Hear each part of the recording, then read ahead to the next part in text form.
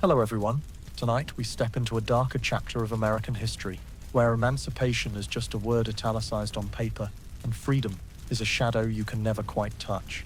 We'll relive each day of someone who just broke free from chains, only to stumble into a new maze: poverty, threats, deception, and laws written by the same hands that once held the whip. Forget the trite history lessons. The truth is, if you were a black person in the post-Civil War era, every day you survived was a blood-soaked miracle.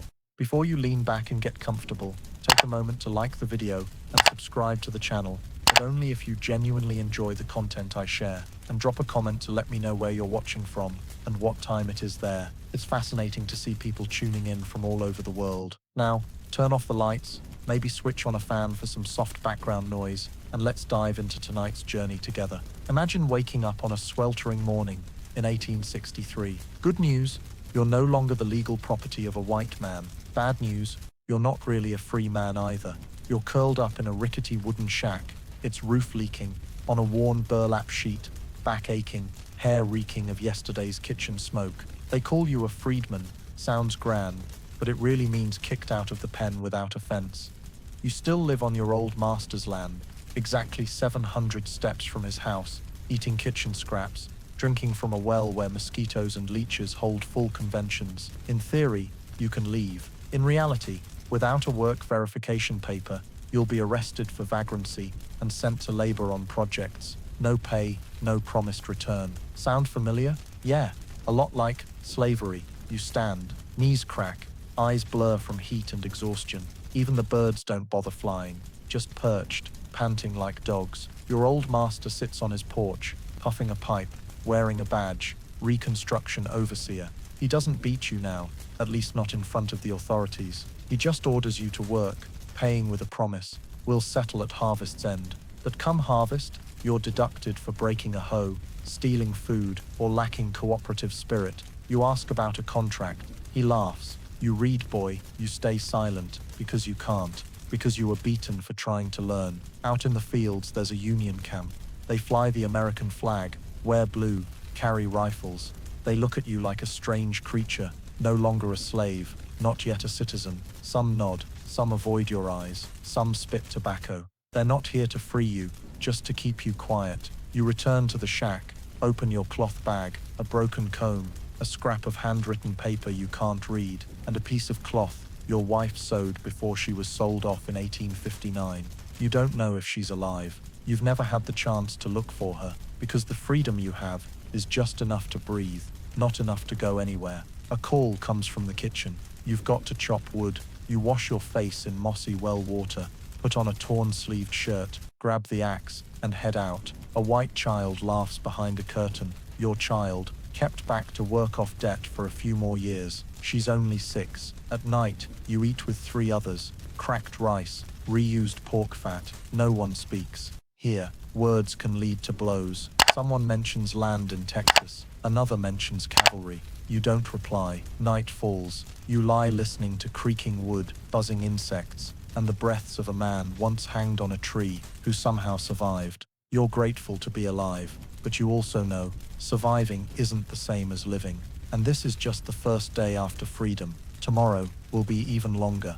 You've heard of something called the Emancipation Proclamation. They say that on the first day of 1863, President Abraham Lincoln signed a sacred, solemn document meant to end slavery in the rebellious states.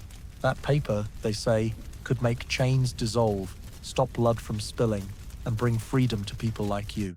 But as you sit by a cold fire, stomach empty, and hands trembling with hunger, you realize one thing: that paper can't be eaten. It's not printed on cornbread. It's not spread on a table. It has no taste. It doesn't stop flies from laying eggs on rotting meat. It's just a pretty promise sitting somewhere in Washington, hundreds of miles from where you live, where you're not even sure you can pronounce the president's name right. You remember the day a messenger rode into the plantation. He was on horseback, his voice booming like a trumpet, reading aloud. As of today, all enslaved people in the rebellious states are free. The camp went silent. No one clapped. No one laughed. Only an old woman whispered, "Freedom? Here?" That day, the master called everyone to the yard, holding up a copy of the proclamation like a new law from the heavens. He smiled, not the smile of a loser, but the smile of someone who saw the loophole in the law. "You heard it," he said. "Now, get back to work. Anyone idle will be fined." And so you return to the fields, with the same old hoe, with thin shoulders and a bent back, with the proclamation dangling in the breeze. That night, you wondered, if I'm free, why am I still working for no pay? If I'm free, why do I need permission to cross the village line? If I'm free, why can't I look a white man in the eye? The soldier who brought the proclamation left. He had a horse, a warm coat, food in his pack. You had a pair of rope sandals and an empty stomach. You asked the old woman in your shack, "What is emancipation?" She replied, "Emancipation is when they stop beating you in broad daylight, but they can still kill you in the dark." The next day, you went to the master's house to claim the wages promised last month. He asked how many hours you worked. You didn't know. You don't have a clock. You work when the sun rises and stop when it sets. He said, "Can't pay you without a log, and you've been lazy lately." You left with a sack of dry corn and a warning, "Come back without a good reason, and I'll call the sheriff." You didn't dare ask what good reason means, because you know good reasons are always out of reach for people like you. You tried the Freedmen's Bureau office, rumored to help black people get land, jobs, or learn to read. But it's only open on Tuesdays. Today is Friday. A crowd is already gathered, sleeping on the porch, their eyes trusting only instinct. You talk to a man with a long scar on his cheek. He says, "That proclamation only works where the Northern Army controls. Here, the old masters still rule. They just changed the game, not the players." You return to find your friend's daughter beaten for stealing a crumb of bread. She's only 9, her hands tied to a stable post. The master doesn't use a whip. It's a horse training stick now. A legal discipline. You want to intervene, but you remember the old woman's words from yesterday. "Freedom is what they give with the right hand and take back with the left," she said. You turn away. Your heart feels like lead. At night, you build a fire. Others gather. Someone sings an old slave song, but now with a new line. "Lord, I'm free, but got no road. Got feet, but no shoes. Got a mouth, but can't speak." You sing along and realize freedom needs nurturing, and you were never taught how to live as a free man. You only know how to survive. The next morning, you chop wood, stoke the fire, fetch water. A stranger arrives in the village, a white man in a long coat, holding a book. He says, "I'm a preacher. I'm here to teach you God's word and the law." You ask, "Does the law protect me?" He smiles. Of course, all are equal before God. But as he leaves, you see him ride off with a local plantation owner, both laughing warmly. You understand something. The proclamation doesn't spell out, laws are written in ink, but your life is written in blood. That proclamation doesn't erase the whip scars on your back. It doesn't wipe away the memory of your sibling sold when you were 12. It doesn't burn away the contemptuous looks when you pass the market. It's a flag waving in the wind, beautiful from afar, cold up close. And you, newly declared free, still pick up firewood, count beans, wait for rain to wash your face. Because in the end, freedom doesn't come from a piece of paper. It comes from something you've never been given, a true place among humanity. You step off the plantation one April afternoon, when the air still carries the sweat of labor and the hum of cicadas in the baking heat. No one stops you, and no one says goodbye. The master just glares, pipe in hand, smirking as if to say, "Try surviving out there." You have no map, no money, no papers, no food. All you have are 2 calloused feet from 15 years under the sun, a tattered hat, and a vague resolve to never again bow and call anyone master. You head south, then west, then towards smoke and barking dogs. After 3 days of chewing roots, drinking river water, and sleeping under a lightning-struck tree, you reach a clearing where dozens, then hundreds of people like you have gathered. Newly free people. They've built tents from old burlap, rotted crates, rusted tin, and dead branches scavenged from the woods. It's not a village, it's a collective wound draped in cloth. They call it Freedom Camp. But you quickly realize the name is like calling a coffin a resting room. An older man offers you a corner in a 3-person shack, where the dirt floor is dug into a trench to keep rainwater from flooding your face. You thank him and sleep like a stone. The next morning, You see the full scene, hundreds of rickety tents, crammed together like dried fish in a basket. No well, no latrine, no food rations. Children thin as sticks, eyes wide and vacant. Elders lie coughing, faces purple. A woman gives birth on the grass. No nurse, no sheets, just two bare hands, a few rags, and prayers falling into the void. You hear of typhoid, dysentery, malaria. Some die in the night. No coffins. They're wrapped in old blankets and buried behind the trees with a rusty hoe. No one cries loudly. There's no strength left. You ask others, where can we get land? A young man says, this is public land, as long as no one drives us off. But you also hear that weeks ago, white men with guns came, burned 30 tents on the other hill, and staked a private property sign. The survivors came here and never speak their old names. Each day, you and others gather firewood, dig roots, scavenge wild greens. One man has a banjo. He plays quiet tunes, laughing as he says, this is freedom music. Hurts just enough to remind us why we sing. Some bring news to the camp. There's land in Kansas, jobs in Chicago, a group heading north. But they also talk of freezing cold, blizzards, cities that ban black people after sundown. An old woman looks at you and says, everywhere has chains. They're just softer now and live in people's eyes. You start building your own tent, a plank from an abandoned shed, curved branches, a rotted tarp left by the Union Army. At night, wind cuts through the floor like a knife on your skin. You curl up, hearing your teeth chatter, flies buzz, the labored breathing of the person beside you. But at least it's your space. No one orders you. No one beats you. No one makes you say, sir. The tent leaks, the water drips, rats scurry underfoot, but you built it with your own hands. You start to think, if you can keep this tent for a few weeks, you'll build a stove. If it doesn't rain too much, you'll try planting greens, turnips. If the young men don't fight tonight, you'll teach the kid in the next tent the letter you learned yesterday from a kind old soldier. Freedom doesn't come in a flash. It doesn't fall from the sky like rain. It comes in the shape of trembling hoe strikes, tattered tarps flapping in the wind, and chipped bowls clinking in saltless boiling water. You sit outside your tent at sunset, watching the sun redden behind the trees. A child crawls out of the next tent, holding a chipped wooden spoon. He smiles at you, a smile missing front teeth. You nod back. In that moment, you don't think of whips, fences, the White House, or proclamations. You just think, this is a start. And maybe, just maybe, from this ragged tent, you'll rebuild yourself. No certificate needed, no trumpets, no one's permission. Just you, your hands, and this thought, I stepped out of the cage, and I'll learn to walk on bare feet. You hear them call you freedman with polite smiles, but their voices carry something unchanged, a habit of power, a tone that once ordered your ancestors into sugarcane fields with chains and dried blood on their shoulders. They no longer tie you to a tree, but they signal with their eyes for you to step aside when they pass. They no longer drag you to the yard for a whipping, but they remind you to behave properly if you don't want trouble. And trouble, you know, is easy to find anywhere when you're born with this skin. They don't call you property anymore, but they still want you working from sunrise to sunset, as if you're still branded, legally owned. They call it a labor contract, but it's written in fine print, in a language you were never taught. You just know to mark an X in the corner of the page, then pick up the hoe, then bow your head.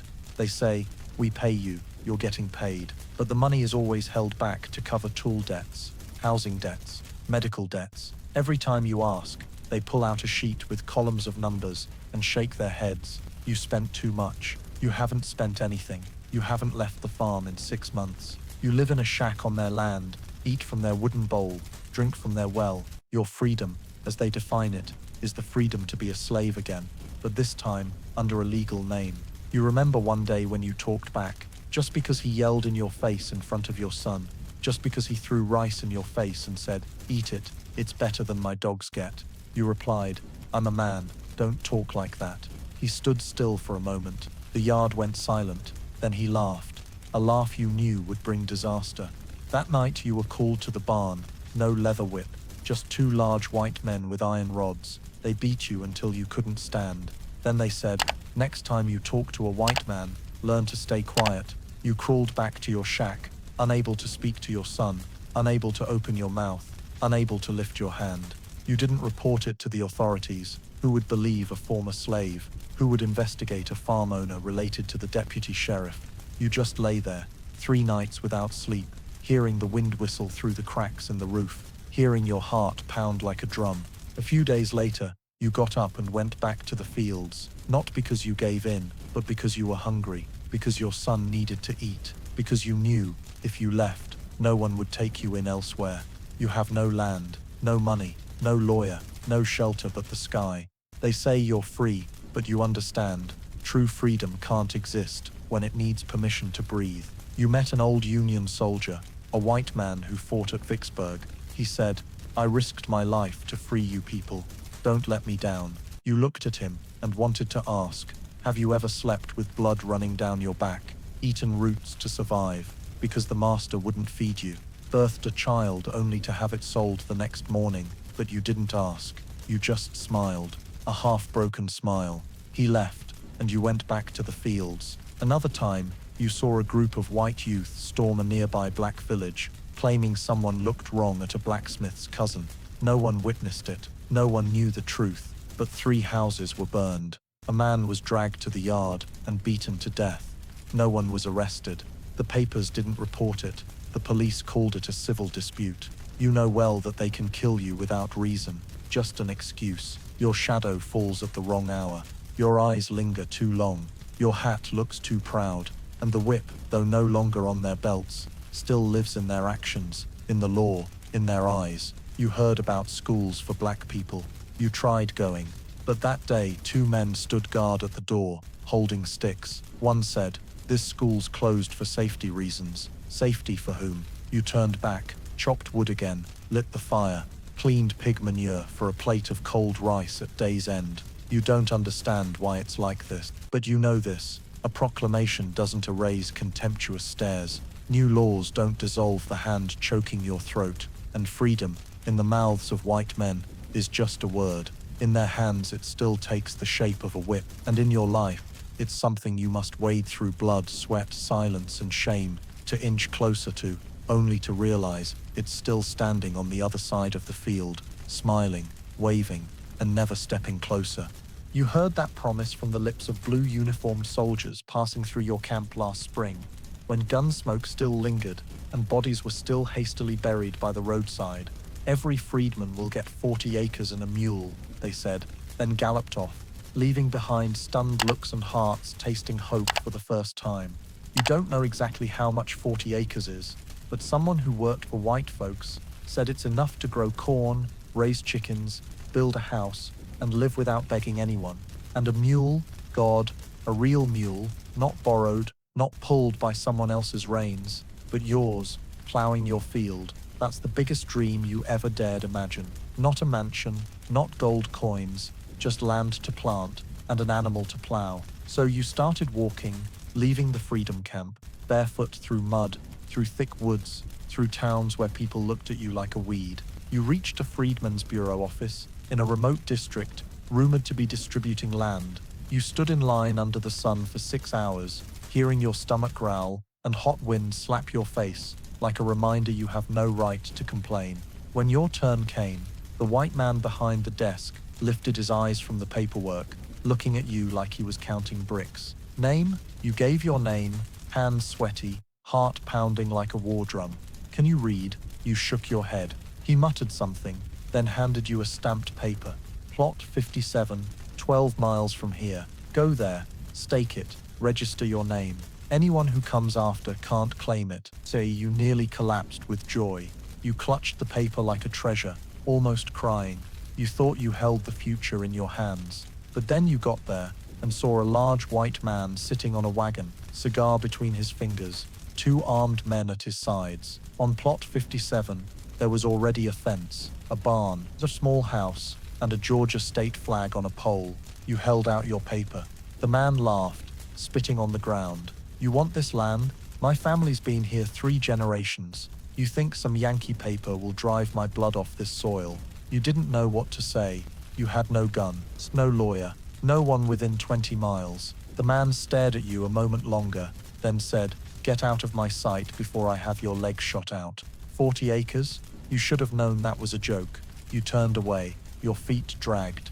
The paper in your hand felt light as ash. That night, you slept under a tree.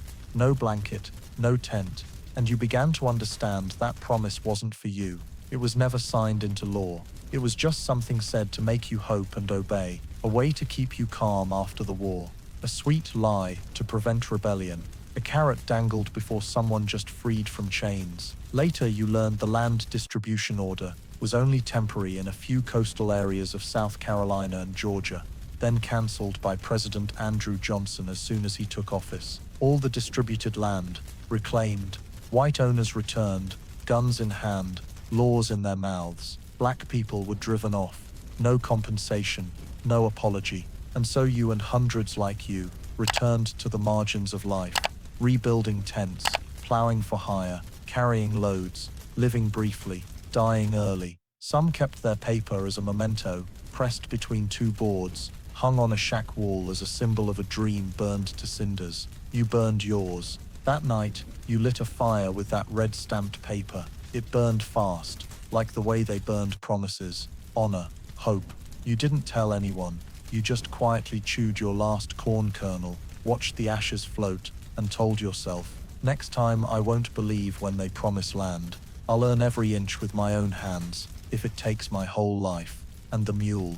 No one ever saw that mule, just shadows passing your camp at night, hooves tapping the ground like history's dry laugh. You once thought that if anyone in this world would truly protect you, it would be the Union Army, those men in blue uniforms, carrying rifles, trailing a flag with stars, symbolizing a united and free America. You'd seen them from afar, marching through town with hooves, kicking up dust, drums thundering, their faces cold and powerful like gods amidst the fire. They were said to have fought to free you, spilled blood to restore dignity to people like you, brought the light of law and humanity to places once shrouded by the darkness of chains and whips. But then you realized, standing at a village crossroads, one hand clutching a bundle of firewood, the other holding a tattered hat, that those soldiers didn't come for you, they came for duty. And that duty wasn't to protect you, but to maintain order, whose order, though, depended on the commander sitting in the white headquarters on Main Street. The first time you approached a group of Union soldiers, you were both hopeful and trembling. You asked quietly, "Where can we get land? Is there a safe place for black people?" The young soldier, blue-eyed and blonde, looked at you for a long moment and said, "I just guard the road. That's not my department." Then he turned away, took a drag on his cigarette, and talked to his comrades about liquor and women. You stood there, unsure if you'd heard the truth or a polite rejection. Weeks later, a group of white landowners came to the old plantation, demanding their property back. The land, houses, barns, where many black people like you were staying, hoping to farm. They brought no legal papers, no court orders, just a few guns and a menacing tone. Someone objected. A young, defiant black man said, "This is where we built our tents after the war ended. You can't drive us out like dogs." 5 minutes later, he lay in a pool of blood, amid screams and gunfire. The Union soldiers stood less than 100 steps away, hearing everything, seeing everything. They didn't intervene. They said, "This is a civil dispute. We have no authority. You didn't understand." A man shot dead in the open field, no arrest warrant, no trial, no reason. And the soldiers who swore to defend freedom stepped back, arms crossed, as if that death was just part of the scenery. Sometimes, they made you feel safe, like when they stopped a mob from lynching a black youth at a shop for allegedly stealing bread. But that same day, you saw the commanding officer smile and dine with the mayor, who openly supported slaveholders. You began to understand that a uniform doesn't mean justice, and a gun doesn't always point at the wicked. A friend of yours, who'd served as an aide to the army, told you he was tasked with cleaning barracks, washing clothes, polishing boots, in return for a few bread scraps and a spot on the floor. One day, a drunk sergeant beat him for dropping a pair of boots. When you asked, "Did you report it?" he just gave a faint smile. "If I complained, my body would be in the river by morning." One afternoon, you saw a Union soldier drag a black girl behind a supply shed. She struggled, cried, but no one dared approach. The guard officer stood a few meters away, looking elsewhere, his finger tapping lightly on his rifle's trigger. You wanted to scream, but you knew no one would listen. And if they did, they'd say, "We'll investigate." But that investigation never started. To white people, the Union Army was a symbol of Northern imposition. But to you, they gradually became a cold wall between you and justice. Not cruel, but not protective either. They arrived, set up camp, raised flags, read reports, patrolled roads, but ignored every blow, every curse, every kick to a black person's stomach when no one was watching. They guarded ammunition depots, grain stores, banks, but not an old woman evicted from her shack for no residency permit. Once you heard of a black colonel assigned to another region. People whispered about him like a legend, but when you sought him out, he'd been transferred. No reason, no explanation, just one clear truth. Black men in uniform could only command other black men, and only within a very narrow limit. You kept living under that protection. When beaten, you didn't run to the police. You ran to your own people, other black men, who breathed, feared, and endured with you. Because you knew, under the sky, under the flag, under the law, and guns, there was still no place for you to cry for help. The Union Army, for all its reputation, wasn't angelic. They were just men, and men, as you'd learned your whole life, rarely stood for the weak, if it cost them something. So you walked back to the fields, bent over, silent, with your long, quiet shadow passing over miles of land you could never own, on grass, stained with the blood of your kin, while flags fluttered, and soldiers stood guard, back straight, eyes fixed far off, never looking your way. The freedmen's camp sounded like a refuge, a place built after the war to help people like you, fresh out of chains, start anew. On paper, it was a noble federal initiative, managed by the Freedmen's Bureau, meant to provide shelter, food, education, and medical care for former slaves. But you don't live on paper. You live in flesh, blood, and breath, and you know the gap between what's written and what you endure is longer than the road from Charleston to Memphis. You arrived at the camp one early June morning, after being driven off a plantation for daring to demand wages. It sat on the edge of a forest, beside a shallow stream, with hundreds of low, makeshift tents patched together from whatever could be scavenged, torn tarps, broken crates, rusted tin, no fence, no gate, no sign. Just the stench of people, spoiled food, children's waste, and dead rats blending into a smell so foul you nearly vomited stepping in. People lay scattered everywhere, under trees by the stream, against the walls of an old shed. A child lay still like a doll, skin shriveled, eyes half open with fever. An old woman slumped over a pot of thin gruel, made from dirty water, raw potatoes, and a pinch of salt begged from a patrolling soldier. You asked a man wrapping his wife's hand with a torn rag, "Is anyone giving out medicine?" He gave a dry laugh. "Yeah, God." Then he bowed his head to pray, not out of faith, but because there was no other option. Disease spread through the camp. Typhoid, malaria, dysentery, sores, infected wounds. No clinic, no antiseptic. A doctor came once, white, kind, but after threats from local landowners, he never returned. They'd said, "If you treat those people, you're helping those savages live longer." So the disease spread, an invisible fire, slowly burning through bodies, through breaths. Death didn't scream in this camp. It walked barefoot, quiet. It came at night, when people were too weak from empty stomachs. It came in the morning, when a child's cough suddenly stopped, and their body grew cold by the minute. You once held a dead child, just to keep their mother from losing her mind. She sat silently beside you, eyes blank, not crying, not screaming, only whispering. She was the first I birthed free. You and others buried the child behind the trees, digging with your hands because the shovel was stolen. No coffin, just an old blanket wrapped around the tiny body and a stone at the head. No one had time for a marker. Tomorrow they might be wrapped in a blanket too. Food came irregularly, if at all. A week might bring a few sacks of cornmeal, some salt, sometimes a few beef bones with skin still on. You learned to chew tree bark, cook forest leaves, boil bitter roots. Once a relief wagon from the north arrived, but was ambushed 10 miles from camp by armed men. They took everything, burned the papers. No one was arrested. No one investigated. Because it was meant for those black savages, clothes were distributed by luck. Some wore tattered old army uniforms. Some wrapped themselves in sacks. You saw a woman bind her chest with dried banana leaves for lack of a shirt. You asked an old man how he survived last winter. He said, "I slept with 3 kids at my sides. They were warm, 2 didn't make it. But that's how I lived." Some said the camp was temporary, that the government would move them to a better place, with schools, churches, land to farm. But you knew that promise died with the empty stomach on your 10th day, eating salted gruel. People came and went, died and vanished, nameless, traceless, voiceless. You remember a rainy night. Water leaked through the tent roof, dripping into the gruel you were cooking. You tried shielding it with your coat. Outside, thunder roared like gunfire. You heard your daughter cry from the cold. You held her, patting her back. She asked, "Where are we living, Papa?" You couldn't answer, because this wasn't a home, nor was it hell. It was where people newly called free were discarded like post-war debris. No guidance, no support, no plan. You slept less, dreamed less. Some because every time you closed your eyes, you saw bodies, saw eyes gone dim, saw dreams swept away by the wind through the tent flaps. You once believed freedom was a new start, but here, freedom was just another name for being forgotten. And every day you survived was a miracle. No one thanked.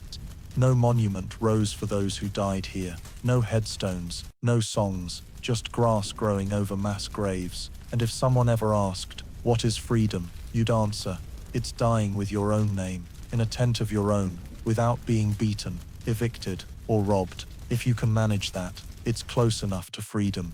You didn't think you'd return. Not after all those years of being beaten, forced to bow, called by a name not your own, chained to a tree like a hunting dog. But hunger, cold, your daughter's cries, and 4 days of finding nothing but bitter roots and foul rainwater pushed you back to a place you swore you'd never set foot in again, the old plantation, where you once tilled fields for no pay, before you could even write your name, where you saw your mother dragged away for not birthing strong enough, where you stood trembling in the morning dew, holding your breath, waiting to see if you'd be sent to cut cane or tied up for a mistake. But when you returned, the plantation wasn't the same. The house was still there, the cornfields too, but the sign at the gate had changed, hiring workers, paid in kind. The old master no longer called you savage. He started the conversation with "Mister." "Looking for work, mister?" he asked, his voice softer, but his eyes still sharp as a blade. You nodded. "I can do anything," you said, and true to your word, they made you do everything. Plow fields, pick cotton, chop wood, build barns, fix fences, tend horses, patch roofs. You worked from before dawn until you couldn't see your hands. In return, you got a small shack on the edge of the farm, the same one your father once slept in. You got corn, some salt, sometimes moldy salt pork. The master said, "At the end of the harvest, you'll get a share based on output." You didn't fully understand share based on output, but you needed a place to sleep and a full stomach, so you worked.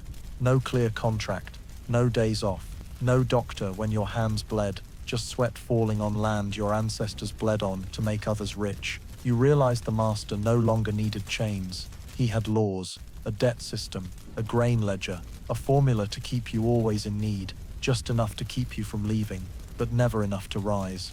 Each month he added tool costs, medical fees, firewood fees, rent for the shack. When harvest came, you got a paper that read, "Your output, 12 sacks, costs 14 sacks. You owe 2 sacks. You stared at the paper. You didn't know how to argue, didn't know if you had the right to ask. You went to him, asking softly, "Can I see the ledger?" He looked at you, pulled the cigarette from his mouth, and smiled. "My ledger, my writing. You can't read, can you?" Then he patted your shoulder, as if teaching you a valuable lesson. You returned to your shack. Your hands shook, not from cold, but from rage. You knew you were being cheated, that there was no way out. If you left, where would a black man, with no papers, no home, no money, and a grain debt go? You began to wonder, was freedom just a collar painted a different color? One day, an inspector from the Freedmen's Bureau came to check the farm. He asked a few questions. You saw a chance, stepped forward, and told him what you were enduring. But before you could finish, A brown paper bag changed hands between the master and the inspector. You didn't see what was inside. That afternoon, the inspector left. No notes, no promises. He didn't look at you as he mounted his horse. You saw yourself invisible, even standing in the sunlight. One evening, you sat outside your shack. Your back, aching like a stick, was jabbed into your spine. Hands blistered, heart ready to burst. A young worker sat beside you and asked, "Do you regret coming back?" You looked at him, then at the cornfield, then at the porch where your daughter slept. "No," you said. "I don't regret it, but I don't forget." You don't forget what this place did to you. You don't forget the master's eyes when the whip came down. You don't forget the smell of your friend's dried blood. You don't forget the dreams choked out every time you tried to lift your head. But you had no other choice. And the most painful part was, he knew it. That's what choked you. Not the hunger, not the cold, not the grueling work, but the truth that he still held power, not with iron chains, but with your empty stomach. And you bowed your head again, picked up the hoe, walked to the fields, on the very land that once imprisoned you. The only difference now was they called you a free man. You had to learn to swallow that title, like a bitter pill. No label, no side effects, except the one side effect, making you briefly forget you were still captive, just under the shadow of the old ways. You thought, if you worked hard, woke before the roosters, returned after sunset, poured sweat into every inch of soil, you'd earn something like a reward by season's end. A sturdier shack, a whole shirt, a pair of shoes to stop walking barefoot on burning gravel. But when the harvest ended, you stood before a long wooden table in the barn, where the master, still the same master, now called the employer, sat tallying. He flipped through papers, glanced at you over thick glasses, muttering numbers like a familiar prayer. You worked 75 days, earned 8 sacks of cotton, housing costs, 3 sacks, tools, 2 sacks, medicine, half a sack, grain, 1 sack, old debt, 1.5 sacks. You felt your throat tighten. He looked at you, smiled, and slid a small burlap bag your way. Inside, a few coins, some vouchers for salt, a handful of corn kernels, and a new debt ledger marked in red. Current debt, 1.5 sacks of cotton. You held the bag, light as paper, and looked at your feet, cracked skin, broken nails, calloused from a summer's work without shoes. You went to the village market, where white folk sold used clothes, farm tools, and junk at triple the town price. You asked the cost of a worn leather shoe, heel crooked, laces frayed. The seller eyed you head to toe, then named a price you knew your wages couldn't cover half of. You nodded, walked away, trying to hide the humiliation rising in your throat. You bought a dented tin ladle and a scrap of cloth to patch your pants instead, spending every cent. That night, you walked barefoot back to your shack, toes stinging, rain falling, cold mud clinging to your heels. Your daughter asked, "Papa, did we get a chair?" You shook your head. She didn't ask again. You sat, watching the flickering oil lamp about to die. You recalled a friend who'd worked another plantation saying, "We don't work for money, we work to not starve." And you understood that, deeper than ever, because the so-called payment was just another way to maintain the old chains, now wrapped in debt ledgers, and the master's smirk when he called it a free market economy. You once asked him, "Can I be paid in cash instead of vouchers?" He laughed so hard you thought he'd choke. "Cash? What would you spend cash on? Beer? Women? No. I give vouchers to ensure you buy what you need. It's for your own good." You didn't argue. You knew one wrong word could get you fired, double your debt, erased from the work ledger. And in this region, a black man without work papers was no different from a thief lurking in the market. You tried calculating, if you worked 2 more seasons, no illness, no days off, spending nothing but salt and rice, you might save enough for a pair of new shoes. Yes, shoes, not land, not a house, just something to shield your feet from rocks. And that's if no storm ruined the crop, if the master didn't raise tool prices, if your daughter didn't fall ill, if no new master came to revise the books. You laughed at the thought, a laugh breaking the night, like shattering teeth. You thought of the shiny leather shoes the master wore every Sunday, each step a heel pounding the ground, reminding everyone who truly stood on this earth. Those soles cost your year's labor. Each step he took was a mark on the spines of people like you, people only free to keep making him richer, legally, politely and with a pretense of fairness. One morning, you saw the master discard a pair of old shoes by the trash behind the house. You looked at them, one side torn, leather peeling, laces snapped. You picked them up, tried them on, too big, but you kept them. At least they shielded you from dirt, from thorns. And the next day, as you walked to the fields, those shoes creaked, reminding you that even a dream of shoes came from the feet of those who once trampled you. You kept working, kept plowing, kept going to market with an empty bag, and every time you lined up for your share, you felt no different from before, just without chains. Only debt remained, and someone's laughter rang from the balcony, where shiny shoes rested on the railing, looking down at you, a reminder that freedom could be declared, but never came free. And sometimes, it was so costly you couldn't afford even the smallest thing to keep your feet from tearing again. You'd heard people say the most beautiful thing after the war was the right to move, no longer confined to a plantation, no longer needing permission to turn left, no longer requiring a master's stamp or papers to cross a dirt road to the next village. Now, you could stand tall, step out of your shack, and go wherever your feet could carry you. On paper, you were a free citizen, but then you realized your freedom to move came with conditions, and those conditions weren't in the law, they were in the eyes, in the guns slung over white men's shoulders, in the whispers of men sitting in taverns, watching you pass as if you'd wandered into a world that never invited you. By day, you could go to the market, the water pump, look for work, even cross town to reach the church meeting. But as dusk approached, something else crept into the air. Not wind, not mist, but a warning, a silent tension, where your every step began to be watched.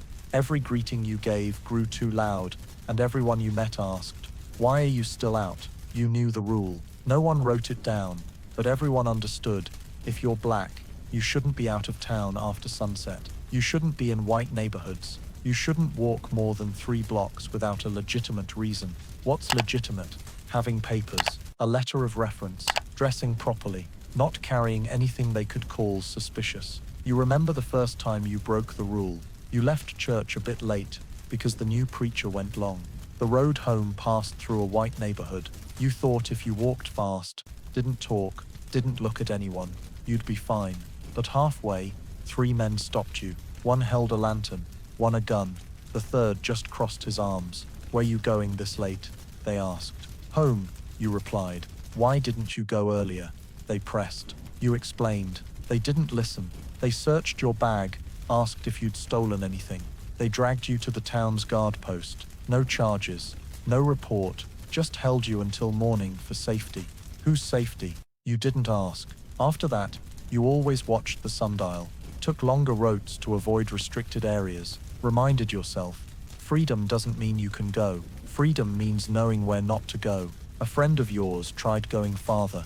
He heard there was railroad work in Jackson. He packed some rice, took a cloth bag, set out at dawn, walked 18 miles across 2 counties. But near Jackson, as twilight fell, he was stopped. They asked for his papers. He had none. They beat him, stole his things, left him in an empty lot. He returned to camp after 3 days, bruised like a wilted eggplant. He didn't say much, just one sentence. Don't step outside the map they allow. You dreamed of going to big cities, Memphis, Nashville, even farther to Chicago or Philadelphia. But just thinking of checkpoints, eyes burning into your skin like coals, long nights sleeping by the road with no one to help if trouble came, you stopped. The dream didn't fade, it just retreated to a corner of your mind where you kept things you didn't dare touch. In town, a wooden sign was nailed to a big tree near the water pump, scrawled in charcoal, "No black people, wandering after 7 p.m., no signature, no seal." But it held more power than any law you'd seen. They didn't need police. They had citizen patrols, really just landowners and idle youths. They rode horses, carried lanterns, circled the village each night like hunters. No one knew who gave them authority, but everyone knew if they caught you on the road during forbidden hours, you wouldn't come home whole. You heard of a 17-year-old boy caught delivering medicine to his grandmother. They tied him to a tree, beat him, until his face was unrecognizable by morning. His family filed a complaint. 3 months later, the court ruled insufficient evidence. The attackers, still riding horses each morning, waving to everyone. You learned to schedule your life like it depended on the sundial. You didn't dare visit anyone late afternoon, didn't go to market when the sky turned amber. Every step out of your shack after 5 p.m. was a gamble, where the only prize was returning unharmed. Once your daughter had a fever in the middle of the night, you had no medicine. No one nearby had a cart. You carried her, ran to the road, hoping to find a kind soul. But as soon as you crossed the camp's boundary, a man yelled, "Stop! Hands up!" You froze. No time to explain. They dragged you back to camp, threw your daughter on the grass, made you lie face down until morning. When they left, she was convulsing. You didn't know who among them gave the order, but you knew one thing: no matter how many times they called you free, when night fell, you were just a shadow in their eyes, and shadows aren't allowed to wander. Shadows must vanish when the sun retreats. And you, a person with a name, a heart, a child, blood in your veins, were treated like a shadow lost in a night, never allowed to turn left. You'd hoped that if you left the South, where they chained your feet to plantations, buried your father without a coffin, erased your mother's name from records, you'd find something closer to humanity in the North. They said, the North fought not just to unite the country, but to free you. They sang songs of freedom, passed laws banning slavery, held human rights meetings in brightly lit rooms. But then you arrived, not on a fancy train or curtained cart, but on torn feet, with a cloth bag holding a stale biscuit and a scrawled letter from an old preacher, stepping into a northern town with the sole belief that at least they wouldn't look at you like an animal. And then you saw their eyes, cold, probing, passively arrogant, as if you'd walked into a fancy party uninvited. No whips, no chains, but looks that made you want to bow your head again, like old times. The baker watched you from afar when you asked the price of a loaf. No credit, he said, though you hadn't mentioned it. The cloth seller said, I don't have fabric suited for workers like you. A woman in the pharmacy clutched her bag as you passed, though you were only seeking cough medicine for your son. They didn't yell at you. They didn't call you a slave, but they stepped back half a pace, sent you to the back door, charged an extra few cents for maintenance, and always used that tone you'd heard your whole life. The tone of someone pretending you didn't exist. You applied for work at a carpentry shop. The owner looked you up and down and said, we don't need more hands, and if we did, we'd need someone skilled. You knew carpentry. You'd built fences for hundreds of acres, but he didn't care to know that. He only needed to know your skin. You tried dock work, hauling rice, pushing crates, carrying coal sacks. Some days you worked 12 hours, but when payday came, they gave you half what the white man beside you got, for the same work, the same effort. When you asked, they shrugged. The law doesn't make me pay equal. Leave if you're not happy. But go where? Who'd hire you? Boarding houses had signs, only for those with references. And references came only from white people. And white people here, as you quickly learned, didn't write them for people like you. In a rural area where you sought work, white children followed you, calling you Black Devil and throwing dirt at your back. The police saw, said nothing. Someone once told you, the North has no slaves, but it has memory, and that memory seemed more stubborn than blood on a battlefield. You'd hoped to sit in the same cart row as them, but the driver stopped mid-route, banged on the wall, get off. You asked why. He stayed silent. Every other passenger stayed silent. They didn't need to explain. They had silence, the eternal power to push you out of their lives without touching you. Once you thought you'd found refuge, a small church with a sign, all are welcome. You entered, sat in the back row, bowed your head to pray. But when the service ended, the preacher shook hands with everyone, passing you like you were a chair. A woman whispered, he's not used to someone like that at the service. Someone like that. That's how they named you. Not with words, but with eyes, distance, and a silence long as a cold winter wind. You started sleeping in an old shed, patched with tarps, alongside 5 others who'd fled the South. One was a former church teacher, one a discharged Union soldier. But all were like you, rejected, pushed to the margins, seen as a historical mistake everyone wanted to forget. And then you realized the North might not have slave camps, but it had invisible fences around every shop, every depot, every school, every smallest dream you could have. Once you asked a young, seemingly kind white man why they treated people like you this way. He didn't get angry, he just sighed. I don't hate you, I just don't want my kids growing up with this. Then he walked away. You didn't ask what this was. You knew it was your presence, your skin. The reminder that the war they thought was over was still fought in every glance, every refused handshake, every invitation that never came. You returned to the shed, lay on a tattered mat, listened to the wind howl through the cracks, and you knew sometimes what hurt most wasn't being beaten, starved, or chained. It was being told you were free, then having them turn away, as if you should never have approached them in the first place. Some nights, after sweeping the rotting shed where you and a few others huddled on a moldy wooden floor, after your youngest son fell asleep with a rattling cough in his chest, after counting the night's sounds to know no one was coming to stir trouble, you sat up, pulled an old piece of paper from your coat pocket. No picture, no address, just a few scrawled lines you'd asked someone to write. Mother's name, Liza. Born in Wilkinson County. Sold in 1856. If you know, please send word.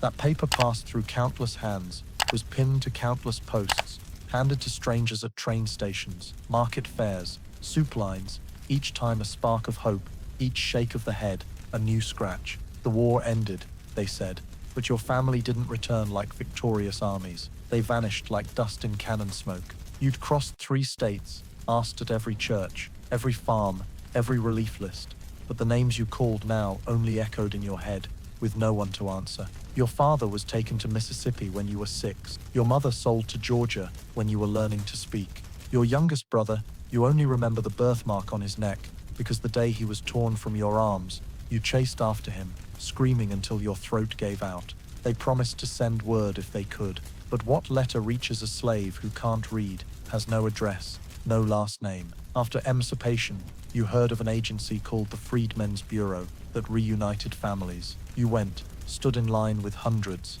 wrote your loved ones' names in a ledger. The clerk, pen in hand, yawned, nodded without looking at you.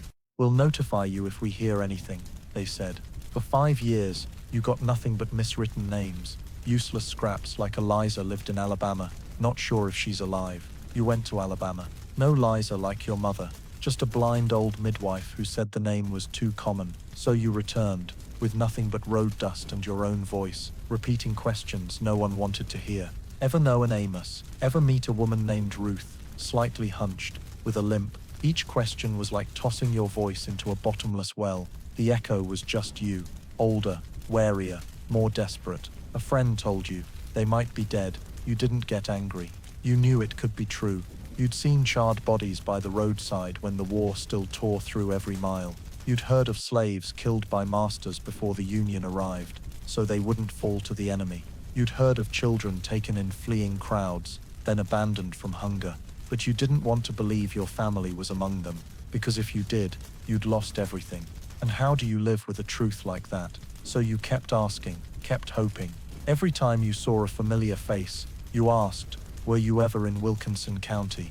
And they looked at you like you were a ghost searching for the rest of your soul. Sometimes, you sat at a market fair, listening to the crowd, hoping a familiar voice would rise, your mother's, your father's, your brother's, or a friend you used to shoot tamarind seeds with behind the barn. But no one called you by your old name. No one knew what you were called before they forced you to take the master's surname. Even your name now, you're not sure it's yours. A preacher gave you Samuel when you signed up for the first food ration after emancipation.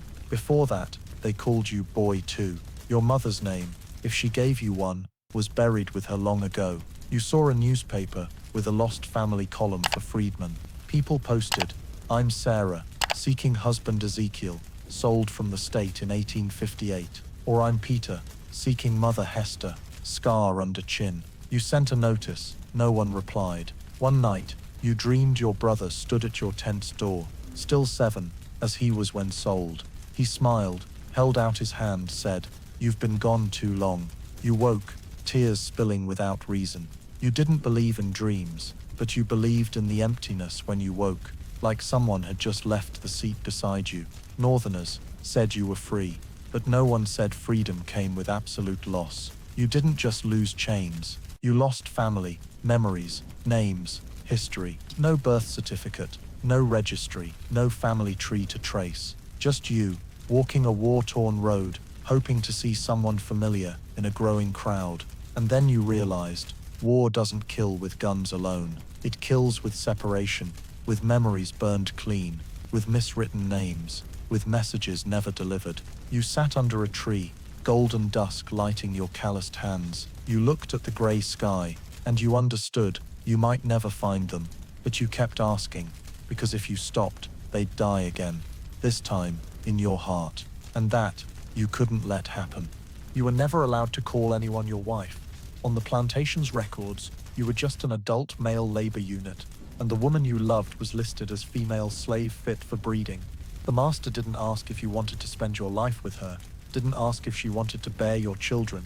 He just looked at you both, calculated age, health, lineage, and nodded. You two stay together.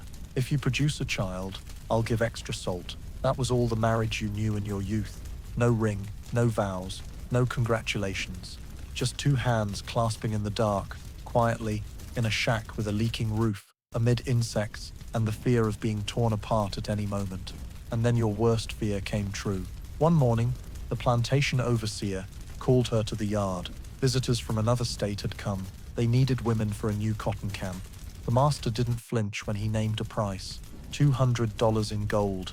Your vision darkened as they dragged her away, hands still smudged with kitchen ash, hair not yet tied. You lunged, but 3 men pinned you to the ground. The master shouted, "Touch her again, and I'll gouge your eyes out." And so she was gone, turning back 3 times, her mouth silent because her throat choked with tears. You didn't see her for 2 years. No letters, no messages, no one knew where she'd been sold. War broke out, and you escaped in the chaos, joining a union engineering crew. Then one day, at a food distribution post, you saw her, gaunt, hair sun-bleached, eyes sunken, but unmistakably her smile. She recognized you too. You embraced, unable to believe you were both alive. That night, by a fire behind a wooden shed, you pulled out a small piece of cloth you'd kept, your mother's old shirt, a relic from long ago. With blood from your finger, you drew 2 words, your name, her name. You gave it to her, and said, "From now on, no one will buy you again." But you knew words weren't enough. So you found a black preacher to secretly perform a marriage. No church, no witnesses, but 3 camp friends. They stood as your attestants. The old preacher raised a trembling Bible, eyes cloudy, but his voice steady. "What God has joined, let no man separate." After the ceremony, you and your wife signed a paper he wrote by hand. Marriage certificate of Samuel and Ruth, November 23rd, 1864. You hid that paper in your trouser lining, rolled tight, and wrapped in oilcloth to keep it dry. You carried it everywhere, because you knew, if anyone questioned, if anyone tried to take her, you'd hold up that paper like a talisman. After the war, you worked at another plantation. The new master wasn't as cruel, but kept old habits. Women in the kitchen, men in the fields. No one stays together unless they're kin. You showed the paper. He took it, frowned. A marriage certificate. Black folks getting married proper now. You didn't reply. You just stared. After a moment, he tossed it back, snorted. "Fine, but don't cause trouble." From then on, you could live with her, a small thing that felt like the greatest gift after freedom. Each night, you lay listening to her steady breathing beside you, hands clasped, no longer fearing someone would snatch her away, but the fear never fully left. Once, a white man from the area came to check your papers. Heard a woman from out of state is here illegally. You showed the certificate. He read it, smirked. "No official stamp. No one recognizes this." You clenched your fist. "It's enough for me," you said. He stared, then left. That night, you sat alone, running your fingers over the paper, its dried blood and faded ink. You thought, if only papers could protect happiness. But you also knew, even if no law recognized you, your love for her needed no red stamp, no notarized ledger. It lived in every piece of firewood you split, every can of water you fetched, every callus on your hands. You'd survived war, hunger, torture, separation, just to call that woman wife once. And you knew, if the earth crumbled, the sky fell, the camp burned, You'd hold that paper until the end, because it wasn't just a certificate. It was your vow that no one would sell her again, no one would erase her from your life. You'd live to keep that promise, or die to keep it from being trampled again. You once stood under the tattered awning of a grain shed, hands trembling with a sack of rice, listening to a white man read something from a piece of paper, nodding because you couldn't understand a single word. You were called to meet the master, only to hear him mutter to his clerk, then order, add more debt to his ledger, while you had no idea what you'd spent. You were tricked into signing a crop-sharing contract, and by year's end, you were not only empty-handed, but saddled with a debt you didn't know the source of. That's when you realized you had to learn to read, to write, not to become a scholar, not to publish a newspaper or write books, but to survive, to know when you were being cheated, to read "No Blacks Allowed" signs and avoid them, to read your marriage certificate, to record your parents' names, to write your child's name with your own hand instead of relying on someone else. But learning to read wasn't easy, not where you lived, not in that time. White folks didn't want you literate, they wanted you working.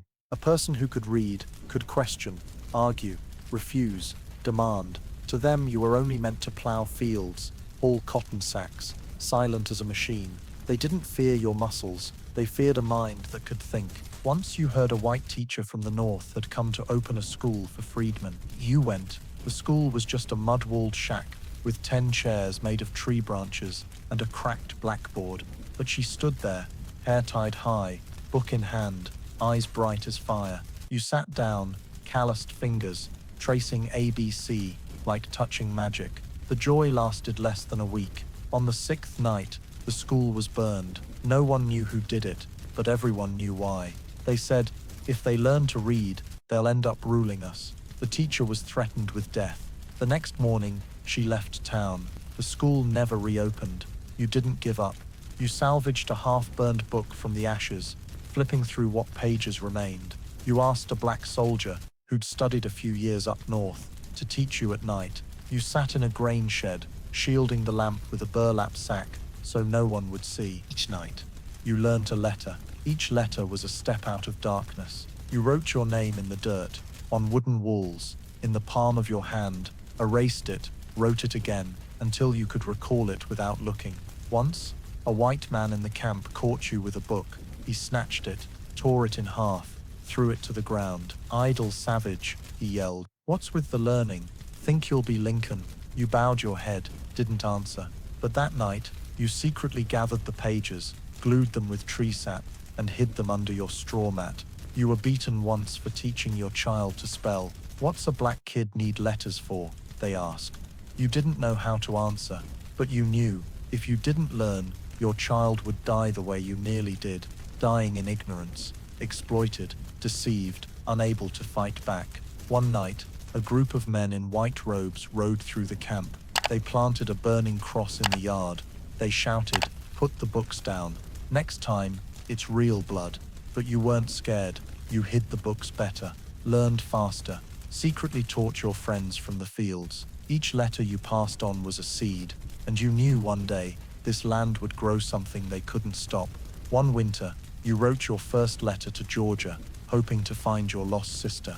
It was simple, misspelled, letters wobbly, but it was yours, written by your hand. When the postman returned with a card saying, "No recipient found," you kept it like a victory.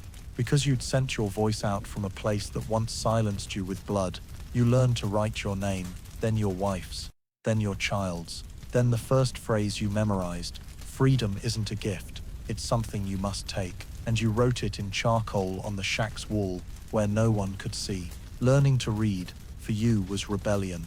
No gun, no knife, just a mind still alive, hands unbroken, heart still beating, and the belief that if you could read the words on paper, one day, you'd write the words of your life. No one else would write them for you, never again. You once thought that if any place on this vast cold land would open its doors to you, it would be a church, because God has no skin color, because in every sermon you'd secretly heard through the cracked door of the old plantation, they said all people were born equal in his eyes. You dreamed of a day sitting on a wooden pew, holding a Bible, listening to God's words echo like rain, soaking a soul cracked by hunger, whips, and loss. Then, One freezing Sunday morning, you wore your best shirt, frayed at the collar, missing a button, took your son's hand, and walked to the town church with a big sign, "All welcome." Your heart pounded as you pushed open the heavy wooden door. Inside, candles glowed, pine scented the air, red cushioned pews gleamed, and stained glass angels shone. A preacher stood, voice booming about mercy, forgiveness, grace. You quietly sat in the back row, head bowed, clutching a borrowed Bible, the first you could read, thanks to secret nights learning letters. You'd never felt closer to God, but 10 minutes later, a large man approached, touched your shoulder, his voice low and cold as stone. "You shouldn't be here." You looked up, stunned. "I just want to hear the sermon," you said. He glanced at your child, then lowered his voice. "We don't have a rule, but this is a white church. Understand?" You stayed silent. Your child gripped your hand. People in the front rows turned. Some frowned, some whispered. You stood, bowed your head, and walked out like a thief caught red-handed. The wooden door closed behind you with a thud like the world's judgment. You sat on the steps outside, still clutching the Bible. Your child whispered, "Papa, does God not like us?" You didn't know how to answer. After a moment you said, "It's not God who doesn't like us. It's the people inside who don't understand him." You never returned to that church. You heard of a smaller one where black people were allowed, but only in the afternoon, after the white service ended. They called it supplementary worship. You went, found a cramped room with a sagging tin roof, broken chairs, and a pulpit made from an old crate. But the preacher was like you. He spoke a language you understood. He preached with eyes that had seen both beatings and rebirth. And you stayed. You taught others to read the Bible, letter by letter. You copied verses you remembered to share with those who couldn't read. At one service, you stood, voice trembling.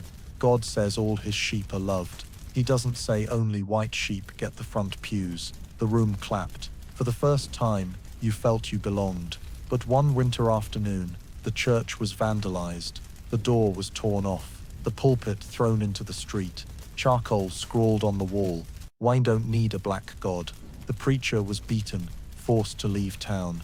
You stood amid the wreckage, clutching the Bible, like it was the last piece of the world. They didn't just destroy a church. They destroyed the only hope left for those who'd lost everything. After that, you moved services to a shed behind the camp. Once a week, you read verses aloud. Some cried, some sang, some sat silently, eyes closed, lips tight, but all listened, all wanted to believe, because only God's word never changed, never lied, never judged, never erased. You kept reading, kept teaching. A girl learned her first verse and smiled all day. "Now I know why Mama slept hugging the Bible." You looked at her, your heart warmed, but you also knew every letter a black person read brought them closer to some invisible punishment. Once, a stranger stood outside the shed, watching, said nothing, just smoked, then left. The next day, the shed was set on fire. You put it out, but the roof was charred. You didn't report it. You rebuilt, and you kept reading, because you knew learning letters was survival. But reading the Bible was resistance. It was declaring to the world that you had a soul, faith, a right to forgiveness, salvation, love. No velvet pews needed. No golden bells, just a small candle and a tattered book, and a voice, however weak, that would never stay silent. You were once chased from a church, but you didn't abandon faith. You carried the church in your heart, and when others knocked on that heart's door, you opened it. You didn't ask who they were, didn't look at their skin. You only asked, "Which verse do you want to hear today?" Because you knew, if God was crucified, not for his skin, you could endure anything to hold on to a piece of light in this darkness. You were stacking cotton bales onto a cart when you heard that voice. Low, gravelly, familiar, haunting every sleep, every meal, every lash scar on your back. You turned. There he was. Hair grayer, belly thicker, beard sloppily grown around his mouth. But it was him. The man who made you crawl to pick up spilled corn, who slapped your mother for asking for more salt. His face creased into a polite smile, as if he'd never ground his boot into your neck. "Samuel, right? Been a while. Doing all right?" You didn't answer. Didn't know how. For years, You'd imagined this moment a dozen ways. You'd punch his face, you'd run, you'd spit on his once shiny boots. But standing there, you only felt your hands go cold, your heart pounding like war drums, a wave of disgust rising in your throat. He stepped closer, offered his hand. I'm no slaveholder anymore. I'm an employer now. I hire folks, need work. You stared at that hand, the hand that wielded a whip like an artist, dragged a child from its mother, signed papers, selling people like pork invoices. He withdrew it when you didn't shake, smiling, but his eyes cold. Well, just an offer. Food, lodging, work. If you hustle, there's a bonus at season's end.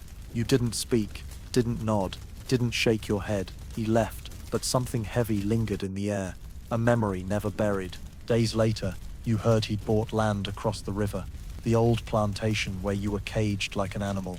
This time, he came as an investor in reconstruction, with permits, council certifications, support from white preachers. He opened a textile mill, built worker housing, posted signs for new opportunities for Southern labor, but you knew he hadn't changed. Just the name, no more slaves. Now seasonal workers, no chains.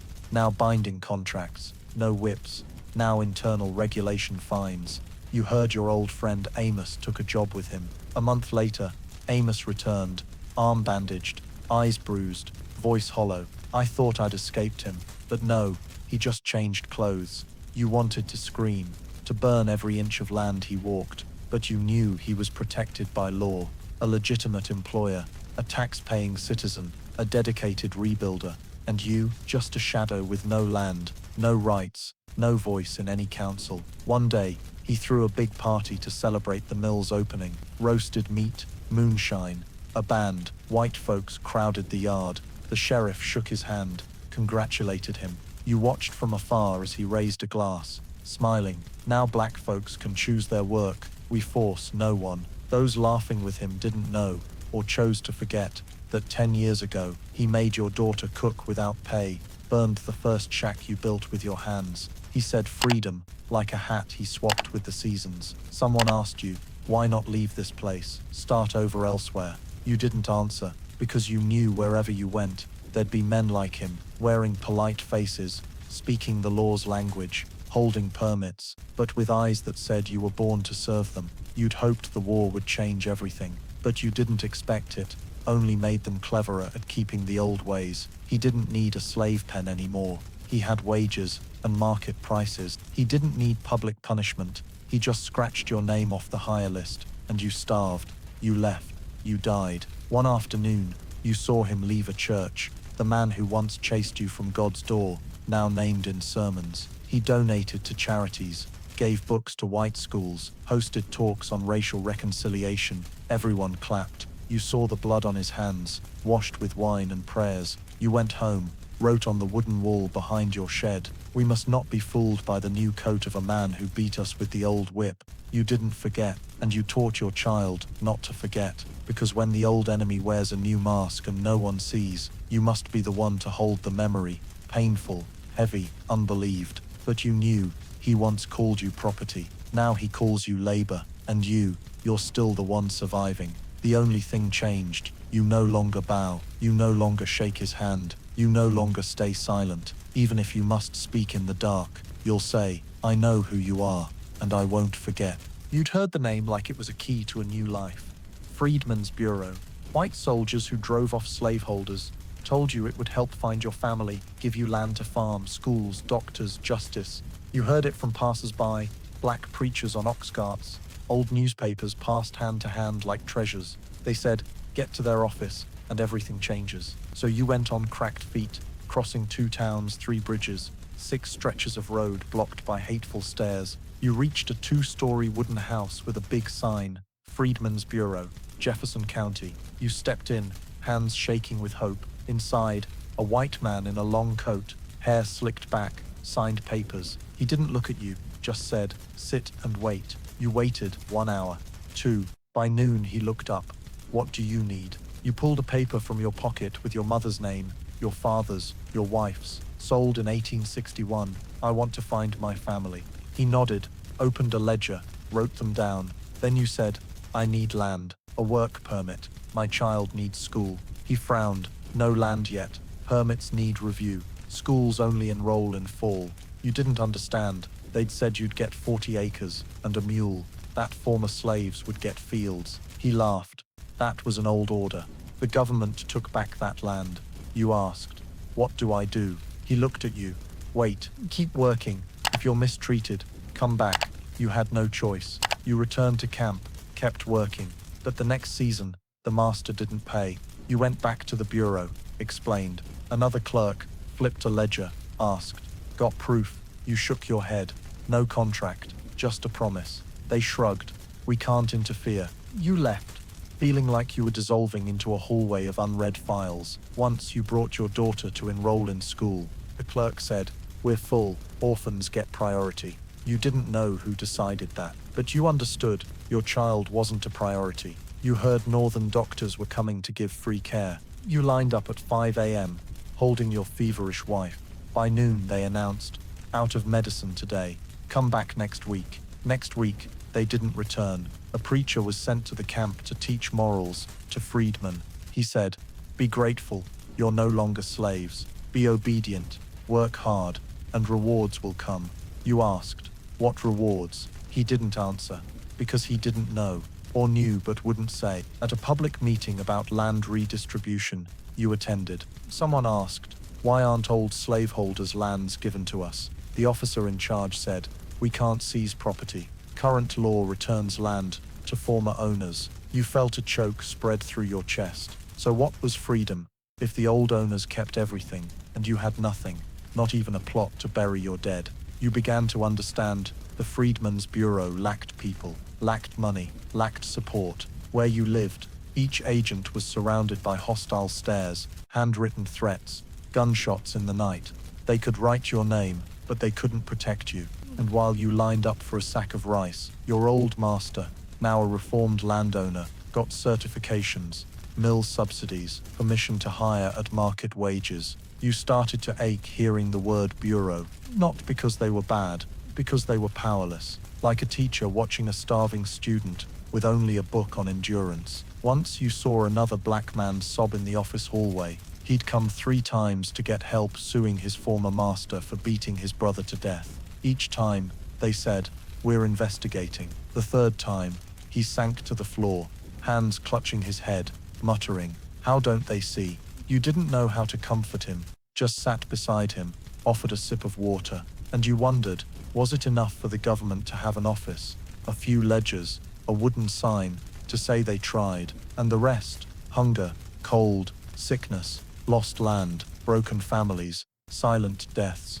Was that your fault for not seizing opportunity? You'd pinned hopes on the Freedmen's Bureau, like a drowning man clinging to a log. Now that log was rotten, drifting on the surface, and you were still floundering, unable to swim, no shore in sight, realizing freedom has no office, no stamp. It's not in the hands of those too afraid to fight injustice. Freedom is what you hold, defend, draw with your blood on every inch of land, even where the government dares not tread.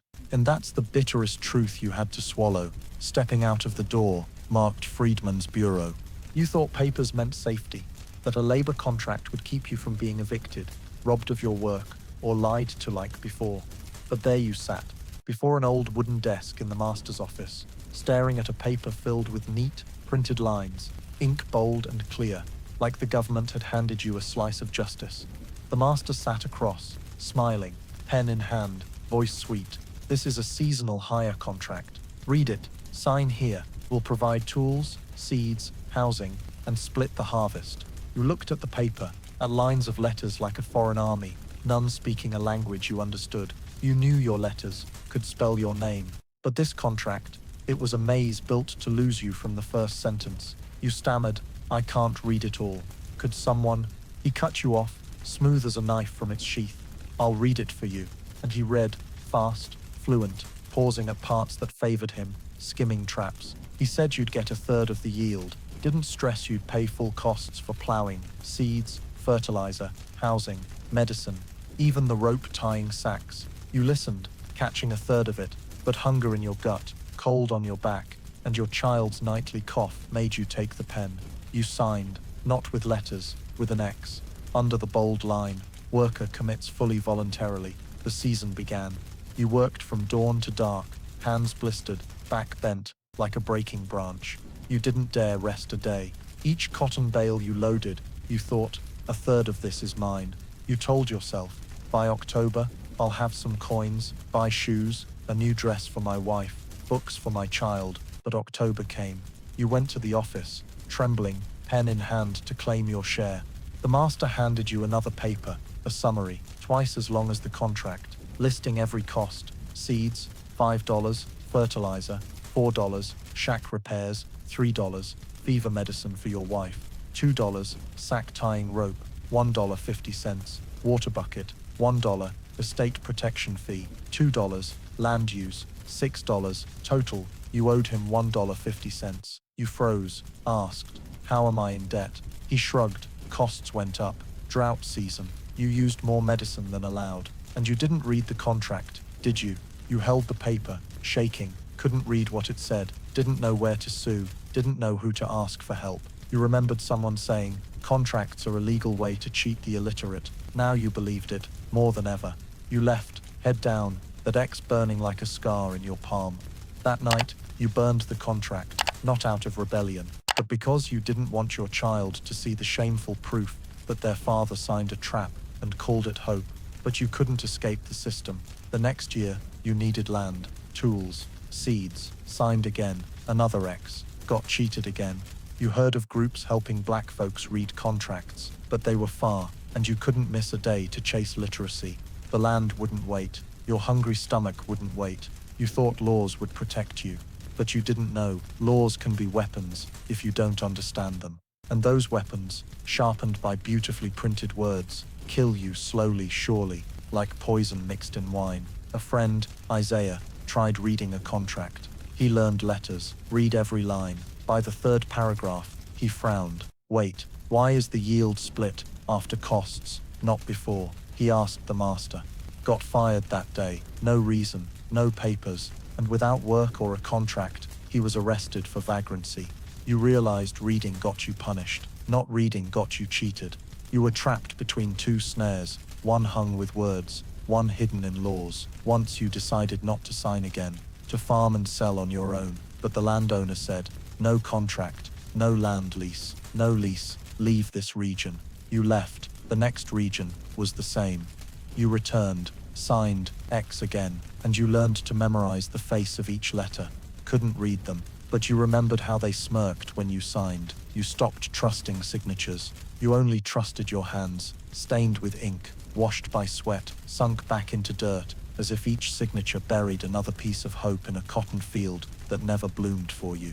And you kept living, kept plowing, kept being cheated. But now, you taught your child their first word, not father or mother, but don't sign, because you knew freedom doesn't come from a pen if the hand holding it doesn't understand what it's signing. And that's the costliest lesson your life paid, with every season, every dream stamped with an X, like a sentence never pardoned. You thought that after the war, after the last shots at Appomattox, after the Confederate flag was lowered and Lincoln declared all slaves free, you'd never again be handcuffed for your skin. But one early autumn morning, as you sat on your shed's porch mending a shoe sole, 3 men on horseback stopped in front of you. One was the deputy sheriff, grey coat, face cold as stone. He didn't ask your name or what you were doing. He just said, "You're under arrest for vagrancy, idleness." Before you could grasp it, your wrists were yanked back, cold iron biting your skin, sharp pain shooting through. You said, "I'm not idle, I farm, I'm fixing shoes, I feed my child," he replied. No land lease, no contract, no official work, law's the law, and you were dragged off like a thief in the market. Bystanders didn't intervene. Some shook their heads. Those loafers caused trouble, lock 'em up for peace. You were taken to a lockup, not large, not new, just a damp stone room, with iron bars and 2 dozing guards. But there, you lost freedom again, not to slave chains, but to a white judge's signature, wielding a law book written by those who once made you pick cotton for free. You were locked up with 5 others, all black, all arrested, for reasons like no proof of employment, wandering at night, no residency permit, disrespect to a white person. One, Elijah, had worked railroads, but was fired without a dismissal paper. He sought new work, got arrested. Another, a girl named Clara, was just delivering medicine to her mother, nabbed for moving without clear purpose. Hearing their stories, seeing their faces, you understood this wasn't a holding cell, it was a recycled prison, a new slavery, legalized by documents, called administrative punishment. 3 days later, a man in a vest entered the jail, not an official, a brickworks owner. He held a list, pointed at you, at Elijah, nodded. Put these men to work for 3 months. The deputy signed a paper. You were loaded onto a cart, taken to a brickworks outside town. No consent, no trial, no sentence. You were given a pick, worn-out sandals, and a message: meet the quota, no violations. You're free in 3 months. But you knew the quota was never met. You worked dawn to dusk, hauling dirt, molding bricks, stoking kilns. Some fainted from heat. Some died from malaria. Some were beaten until their arms broke for working too slow. But no one called them prisoners. They were listed as contract labor, assigned by authorities, sounded fancier, less guilty, hurt just the same. You asked the overseer, I'm jailed without trial. Is there a law to let me argue my case? He smirked. You've got the right to stay silent. Best use it if you want to live 3 months. One night, Elijah escaped. He was caught after 2 days, face blooded, feet tied, dragged back like an animal. They locked him alone, starved him for 3 days. No one dared dream of escape again. You gritted your teeth, endured, because you knew resist, and you'd never return to your son. Never see sunlight without bars. But you also understood, the vagrancy law wasn't for order. It was to pull you back into the old cycle. Only now, no one called you a slave. They called you a reformed convict, a restructured laborer, a local ordinance violator. But you knew, you were arrested because you weren't white, because you had no land, because you had no papers. No one gave you a chance to get. You heard northern lawyers, helped people like you sue authorities, but you never met them. You wrote letters, no replies. You knew, waiting for justice, you'd die before it found your address. So you lived, survived, remembered, recorded, noted every shackle, every scar, every sigh in the moldy night, and swore you'd tell the story. You wouldn't let anyone say that, after 1865, all was equal, because you were handcuffed. Not for stealing, not for killing, but for mending a shoe on your porch without a work permit. And because you couldn't afford a lawyer, had no one to testify. Nothing but calloused hands and eyes that still wouldn't bow. You'd remember and tell, so the world would know the chains didn't vanish. They just changed names and were clamped back on your neck with laws, ink, and signatures you were never allowed to write. You once thought prison was for murderers, thieves, real criminals, people society couldn't tolerate. But then you woke on a hard wooden bunk, neck still raw from being pressed face down to the ground the night before, wrists marked by rope burns, and realized you were there, in prison, not for killing, not for stealing, just for lacking a work permit. You looked around. 20 others sat there, faces dark and gaunt, cheekbones sharp from hunger, backs bent from exhaustion. They were like you, once freed, told by the president that all men are created equal, believing chains were broken and a new future awaited. But now, the chains were back, not iron, but made of labor contracts, vague laws, forced signatures, and the arms of those with power to arrest whomever they pleased. They called it convict leasing. Instead of locking prisoners in cells, they signed deals with plantation owners, brickworks bosses, railroad tycoons, trading your labor for coins that flowed back to the county treasury. A system so slick you couldn't escape, couldn't sue, couldn't refuse, because you weren't a citizen, but a reformed convict. You worked 6 days a week, 16 hours a day, morning, digging ditches, noon, paving roads, afternoon, hauling timber, evening, loading rocks. No holidays, no pay. No one said thank you. You got 2 meals of watery corn gruel, a bath once a week, if lucky. The guard held a leather whip, stood on a high platform, shouting with the confidence of someone backed by the law. You saw a man beaten to death for dropping a pickaxe. No investigations, no one recorded his name. just a small hole in the ground behind the worksite. One day, you ask the overseer, "When will I be released?" He shrugged. "When the contract ends. Depends on your attitude." "What contract?" you ask. "Transitional labor contract," he replied, calm as if discussing a corn harvest. You remembered being arrested for vagrancy, then assigned to private management, now working without pay, while white men calculated profits from your sweat. This system wasn't a coincidence. It was designed. Local courts tried you without a lawyer. Police could arrest on suspicion alone. A worksite boss just signed a paper to take prisoners like goods, and you, once called a freedman, were now a tool to enrich those who once called you property. You knew some white folks opposed this system. Preachers, northern journalists came, took photos, wrote articles, but those articles never reached you. Those protests were drowned by the crack of whips, by prison doors slamming shut each morning and not opening until night. You began to doubt freedom itself. Doubt it was ever given, just a promise shouted from afar to make you believe you had a choice. But when you tried to stand, to leave the old land, to refuse unpaid work, to ask for a day to bury kin, prison opened its jaws, not because you were dangerous, but because you were inconvenient. Once, you asked a guard, "Do you think this is right?" He didn't look at you, just said, "I'm just following the law," and you realized the law didn't need to be right. It just needed a signature from someone with power. You weren't a slave, but you weren't free. You were something in between, squeezed from both ends ahead, an illusion, behind, a past that never left. You wondered what would your son think, seeing his father hauled off to work for free, beaten like an animal, called a contract prisoner. What would he believe in?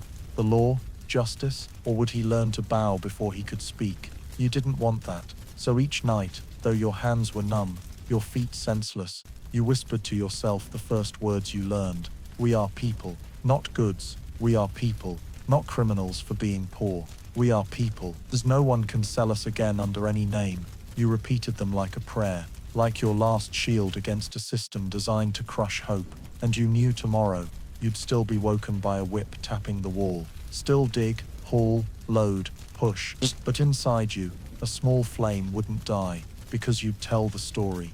You'd remember.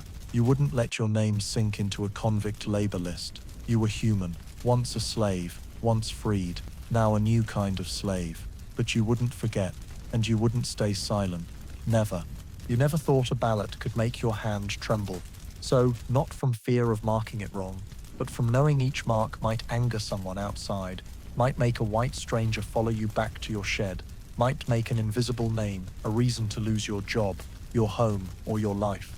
But you walked anyway, slow steps to the polling station, an old school-turned temporary voting booth, with a sign, "Freedom. Everyone can vote." Everyone, you muttered those words like a fragile prayer, a brittle charm.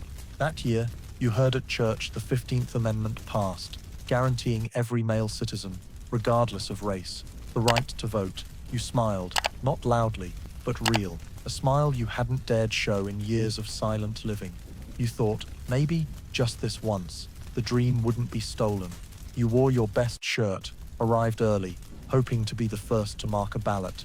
But as you neared the station, a man leaning on the railing watched you, cradling a rifle like a friendly accessory. He didn't smile, didn't speak, just eyed you head to toe, then spat on the ground in front of you. Inside, a white official handed you a form.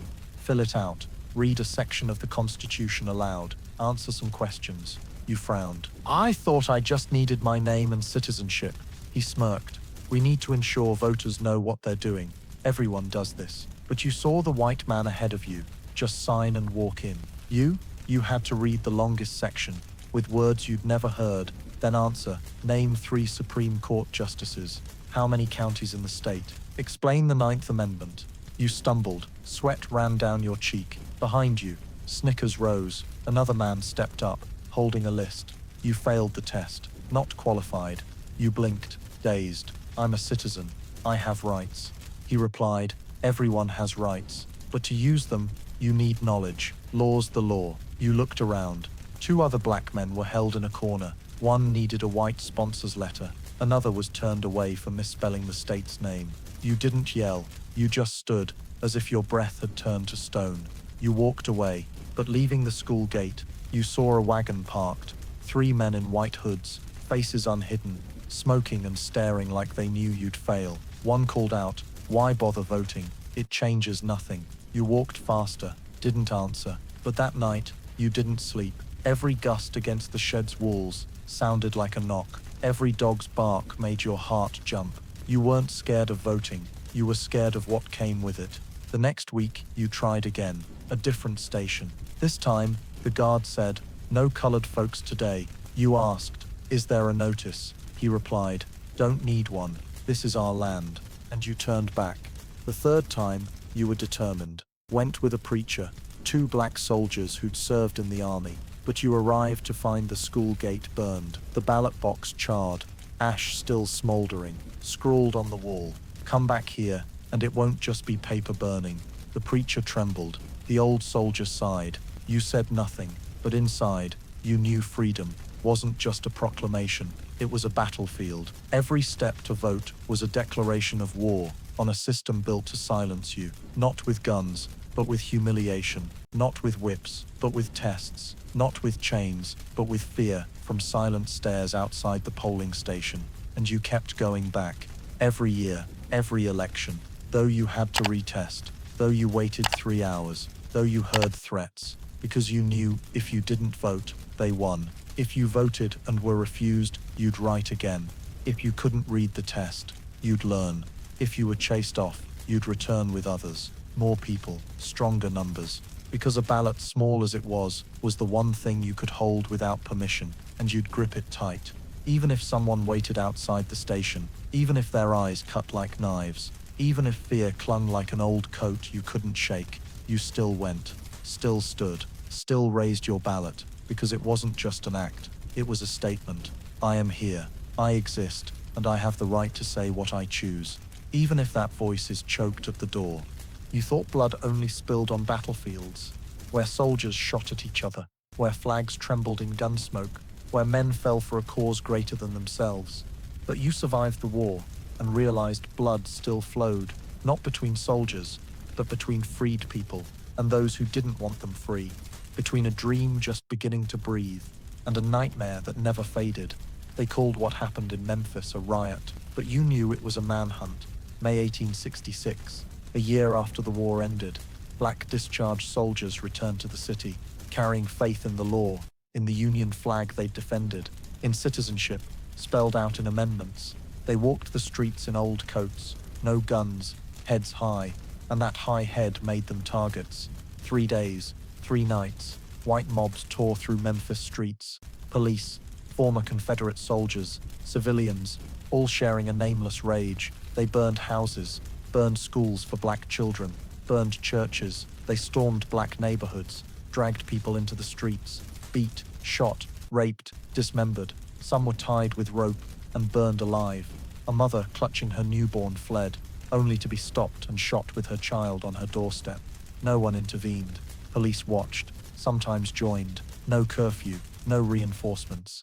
No one came to protect. When the ashes settled and screams faded in the burned-out homes, they counted 46 black people dead. No one convicted, no one arrested, no one apologized. Less than 3 months later, in New Orleans, history repeated.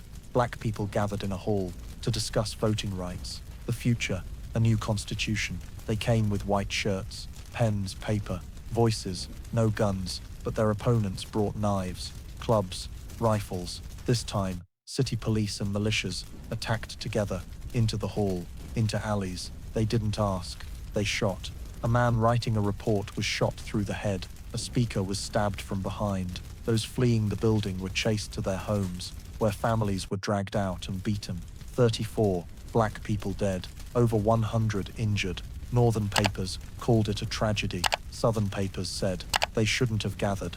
And you, hearing this from a traveling peddler, stood frozen, heart ice cold, because you knew freedom didn't shield you from axes, guns, flames. You had rights, but those rights didn't run when a torch lit your roof, didn't hold you when kin were beaten dead in the street, didn't stand in when white men shouted, "They're asking for too much." You remembered the night you wrote freedom on your shed's wall in ash-mixed ink. Now you saw it erased, replaced by bloodstains, burn marks, footprints trampling it down. But in that moment, you understood freedom wasn't given. It was something you had to seize and hold. With fingernails, tears, a hoarse voice, your raw existence in a storm of hate, you began to tell the story every night, in churches, in sheds, in secret night classes. You told children, some died just for wanting to read the Bible, to vote, to walk tall in the street. You told it not to sow hate, but to keep the fire alive. Because if blood spilled and no one remembered, it was as if they never lived. You didn't want Memphis forgotten, didn't want New Orleans called an event. You named each person, repeated each number, each burned roof, each mother's last words clutching her child. Don't cry, baby, Mama's here. And you knew, every time you spoke that truth, you held a piece of freedom, small, scarred, for the next generation. You had no gun, no power, but you had memory, and you'd carve it into wood, paper. The minds of those still believing justice could rise from ashes, because only when truth is named does spilled blood gain meaning, and freedom stops bleeding to be rewritten with life. You heard about railroad jobs like they were a miracle in a long famine, a ladder out of the swamp of joblessness and misery. They said, hiring strong black men, no experience needed, lodging provided, meals, weekly pay. You didn't think twice. The words weekly pay were enough. So you left the fields, the rotting shed by the old plantation, the weary faces in the freedmen's camp, crossed 3 towns to a recruitment post by the train station, where whistles shrieked, metal clanged, and coal dust clouded the sky, making you think you were stepping into a new world of motion and opportunity. They gave you work clothes, a rough shirt, faded pants, gloves with one thin torn lining.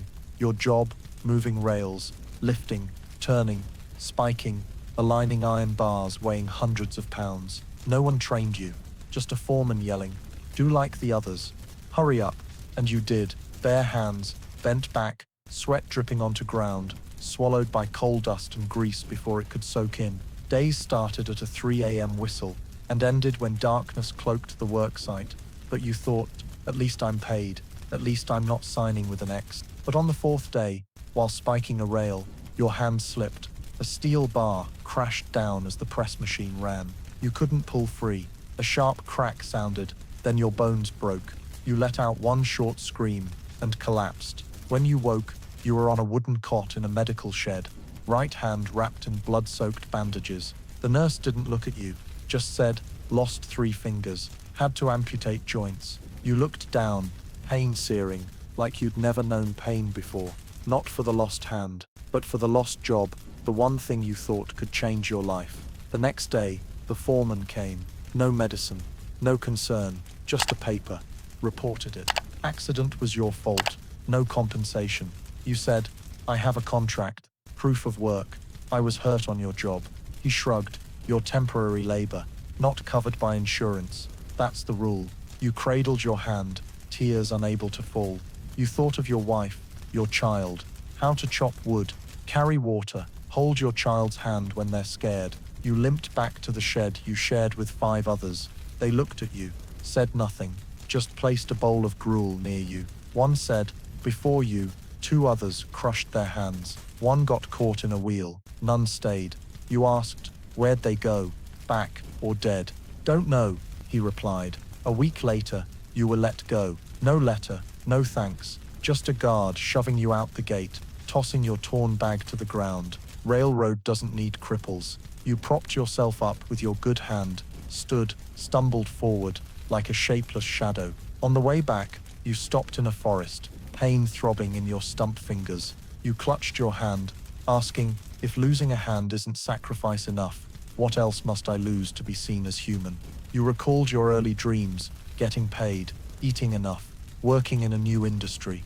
Now you had a mangled hand, a broken body, and a contract barely 2 weeks valid.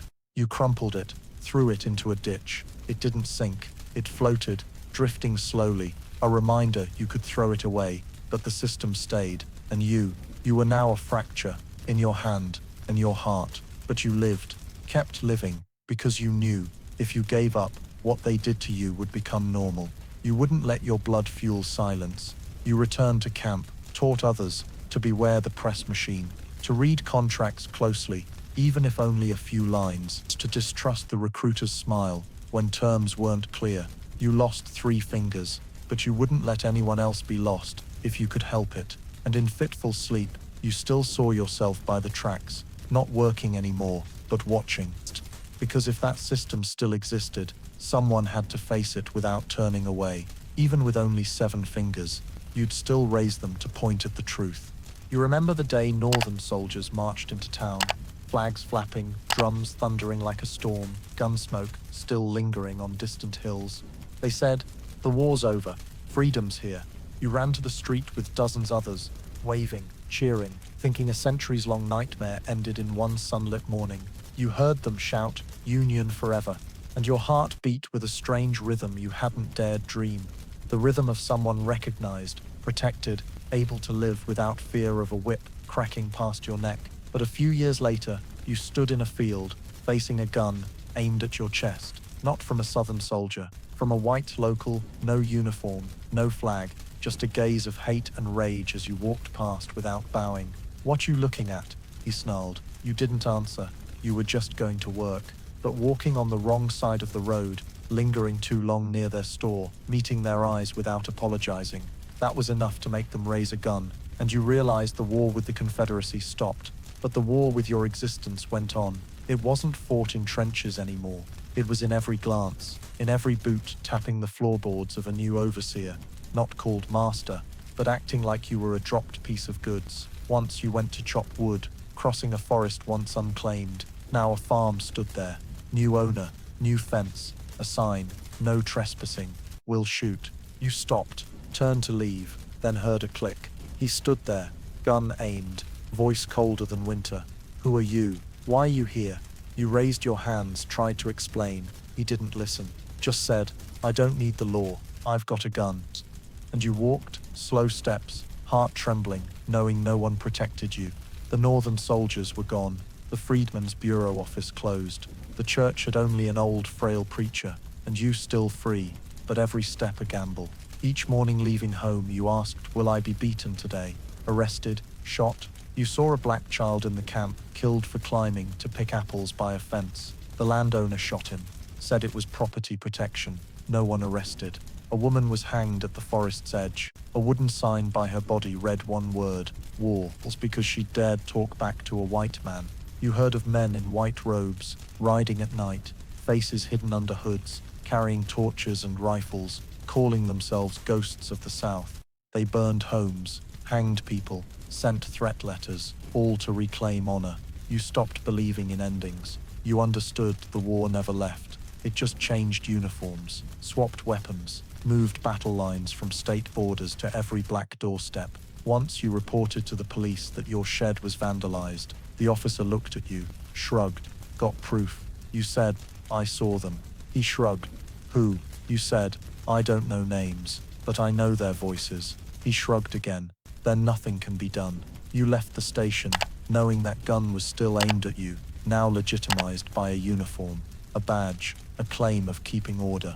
That order, you understood, was what they wanted to rebuild, a world where you only bowed, worked, and stayed silent. You couldn't fight with a gun, you had none, but you fought by living, by teaching your child to read, by steadying your shed's posts when strangers came near, by singing your mother's spirituals in the dark, a thread between fear and hope. And you told your child, if someone aims a gun at you, you don't need to bow. Just remember, only God can judge you.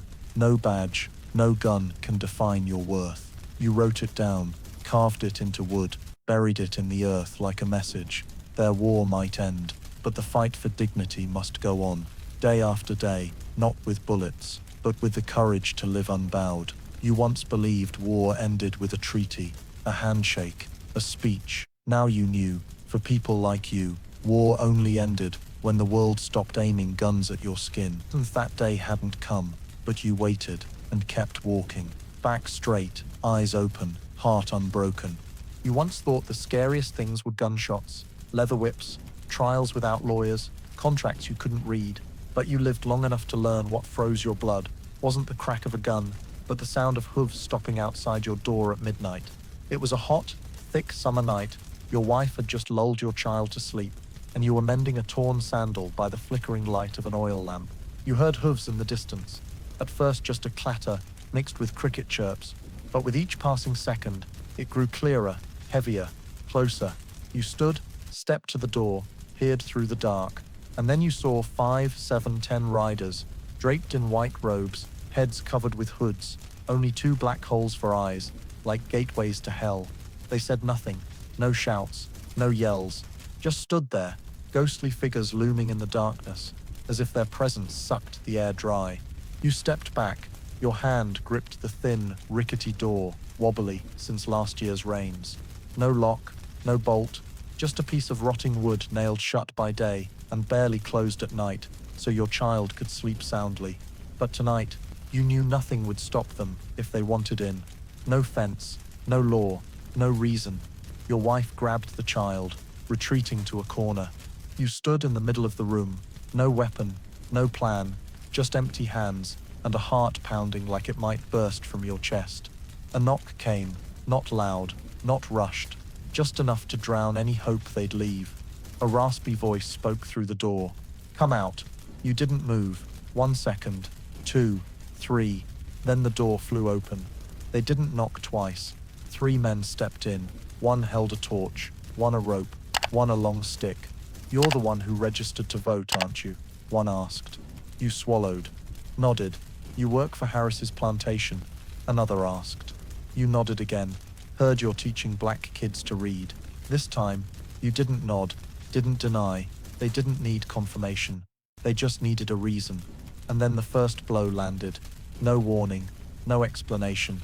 The stick slammed into your back, dropping you like a felled tree. Your wife screamed. Your child wailed, but no one stopped. They dragged you into the yard, kicked your stomach, punched your face, bound your hands with coarse rope until blood seeped. One raised the rope, mimed a noose. But then, like a sick game, he dropped it. "This is a warning. Next time, you won't have a home to come back to." They rode off, leaving you there, blood-soaked, eyes blurred with tears, fear coiling like a snake in your chest. Neighbors didn't come out. No one dared. You knew they heard the hooves too, saw the torchlight, but they had kids, homes. They stayed silent, because otherwise, their door would be next. You didn't blame them. You blamed a world where silence became a shield for survival. The next morning, you dragged yourself to the sheriff's office, reported it. The deputy looked at you, sighed. No proof, no witnesses, maybe just some drunks messing around. You stared into his eyes. They wore white robes. They named their reasons. He shrugged. "Can't arrest folks on words alone." You understood. He didn't want to, didn't dare. Or maybe he was one of them, holding the rope last night. You left, hands shaking, but didn't collapse. You fixed the broken door, nailed a metal bolt, smeared mud over the bloodstains in the yard. Not to forget, but to remember, your home was invaded, not by thieves, by men shielded by the town's silence. That night, you didn't sleep.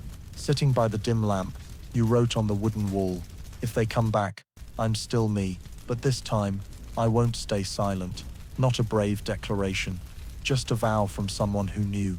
If you didn't stand, your child would have no one to learn standing from, and you knew there'd be other nights, other hooves, other white-gloved hands. But you also knew, fear only wins when you don't name it. You named it, Ku Klux Klan, and you no longer hid under the bed.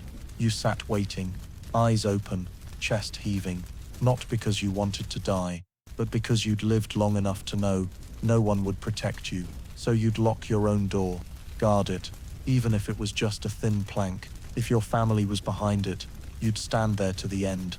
You didn't learn this from books, nor from your parents' teachings. Your father was beaten to death when you were 10, just for arguing with his boss over docked pay. You learned it through blood, through your mother's eyes as she held you behind reeds, while masked white riders passed. You learned it from seeing friends hung upside down on lampposts, from waking at night to knocks no one dared answer. And you understood, surviving wasn't heroic, it was the art of silence. You learned to bow your head, not from cowardice, but to live. When passing a white man on the street, you didn't look straight.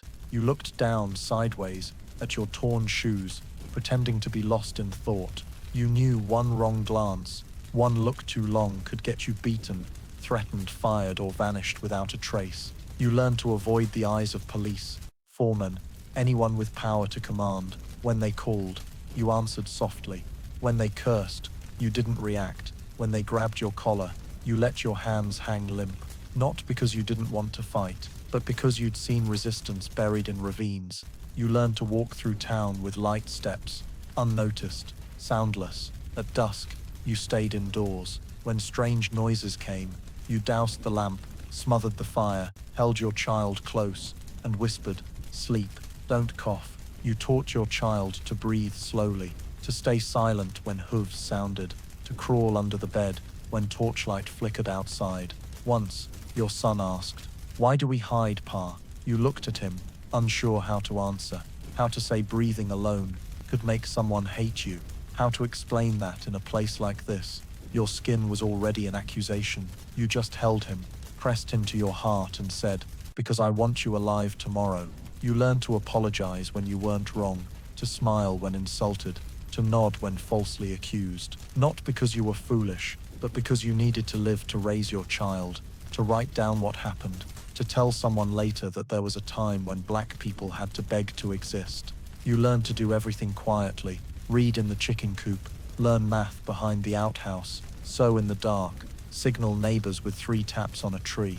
You knew how to hide books under straw, coins under floor bricks, hope in a glance through the window slats. No one taught you this, but everyone learned, because everyone knew one mistimed sigh could be your last. You lived like a shadow, light, faint, never letting anyone know where you went, who you met, what you thought. You spoke only when needed, laughed when unseen, and cried only when the night was dark enough to hide tears in your blanket. Once, you saw a friend stopped by police in the market, suspected of provocative behavior. His crime, staring too long at a price board. The officer asked, "You can read?" He said, "I was just looking." The officer replied, "Don't lie," then beat him. You didn't intervene. You stood behind a banana stall, breathing lightly, waiting for his anger to pass. Then you hurried home. That night, you didn't sleep, not from fear, from shame. But the next morning you rose, went to work, bowed your head, avoided eyes, because you knew surviving was a duty, an obligation to those who died without a chance to tell their story.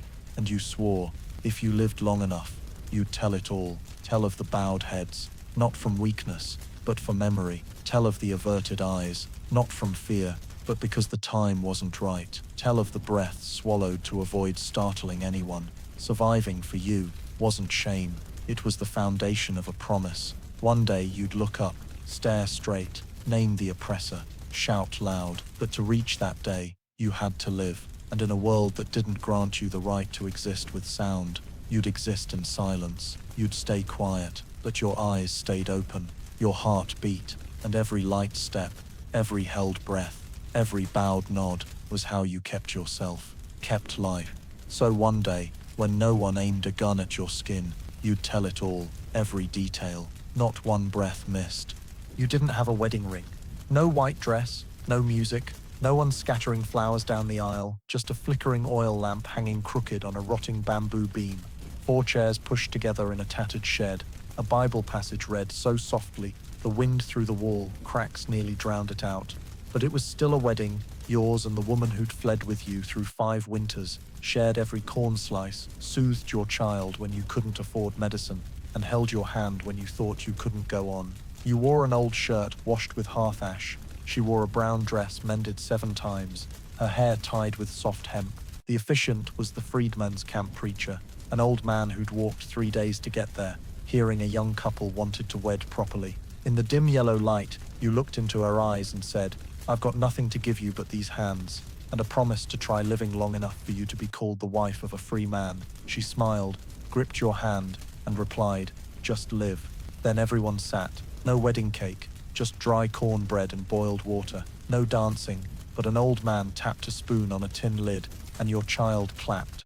A few stomped their feet, laughter rising like night mist. You looked around, saw the leaky shed, patched with sacks, the hard dirt floor cold as stone, the wall tilting like it could collapse any moment, and you whispered, One day we'll have a real home, not a mansion, not a tiled house, just a place where rain didn't drip onto your child's bed, where wind didn't whistle through walls every winter night, where no one could enter without knocking, a place to hang family photos without fear of them burning if white-robed men torched the shed at night. You didn't say it aloud, but she knew. After the wedding, you sat outside, under a sky full of stars, frogs croaking from the ditch behind the camp. You said, we'll find some land, small, enough to farm, build a house with our hands. She leaned her head on your shoulder, whispered, as long as it has you and the child, it's enough. You knew it wouldn't be easy. No one would sell land to people like you.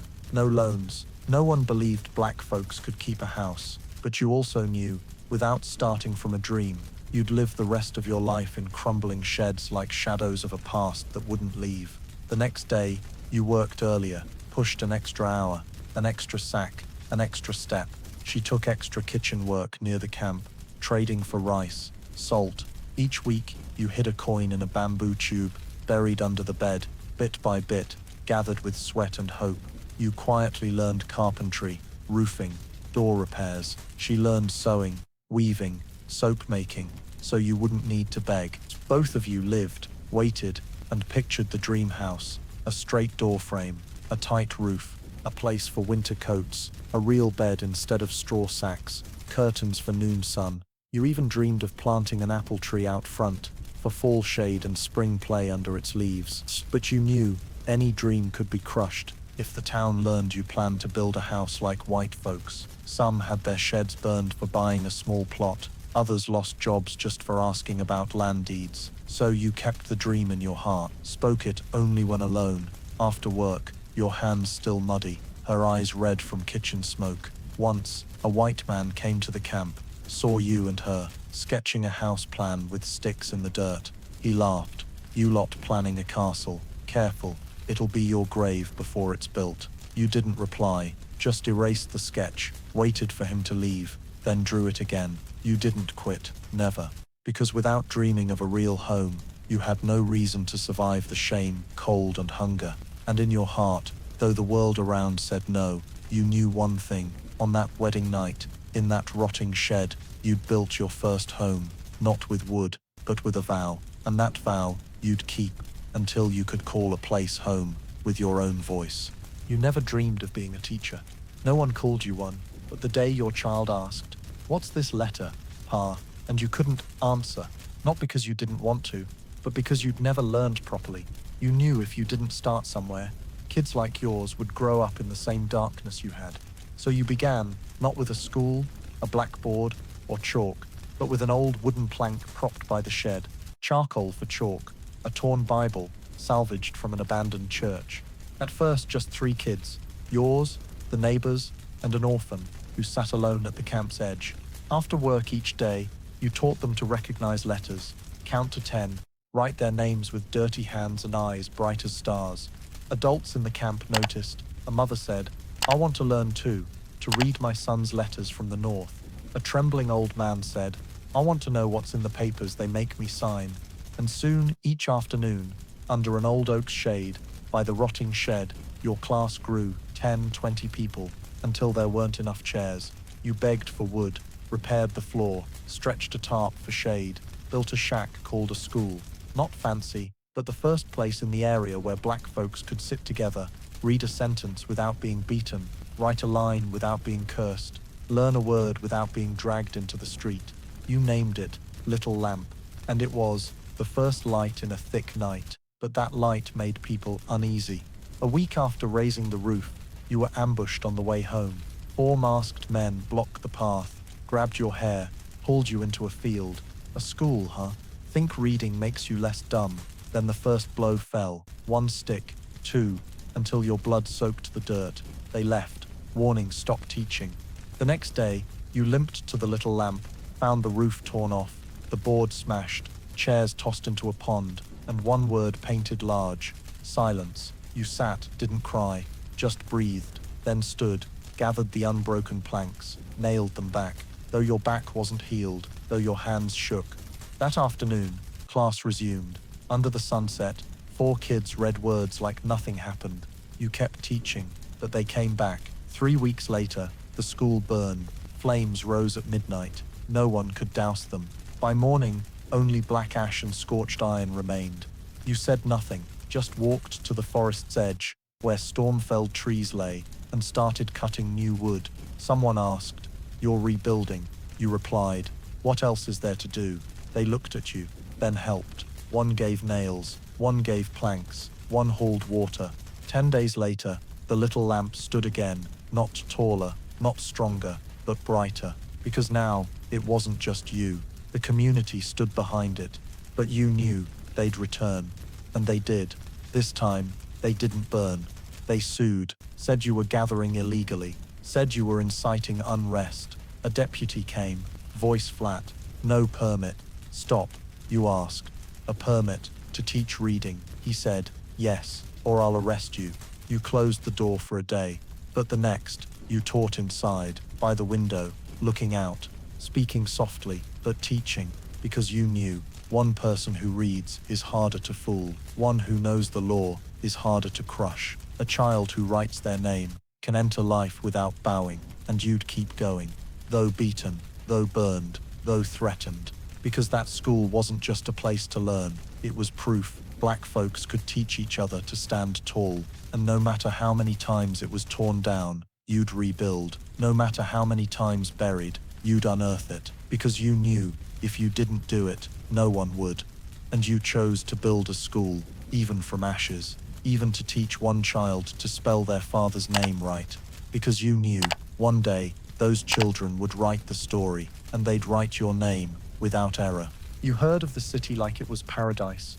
Paved streets, lights burning all night, 2-story brick houses, factories always hiring, churches open all week, a place where no one called you boy.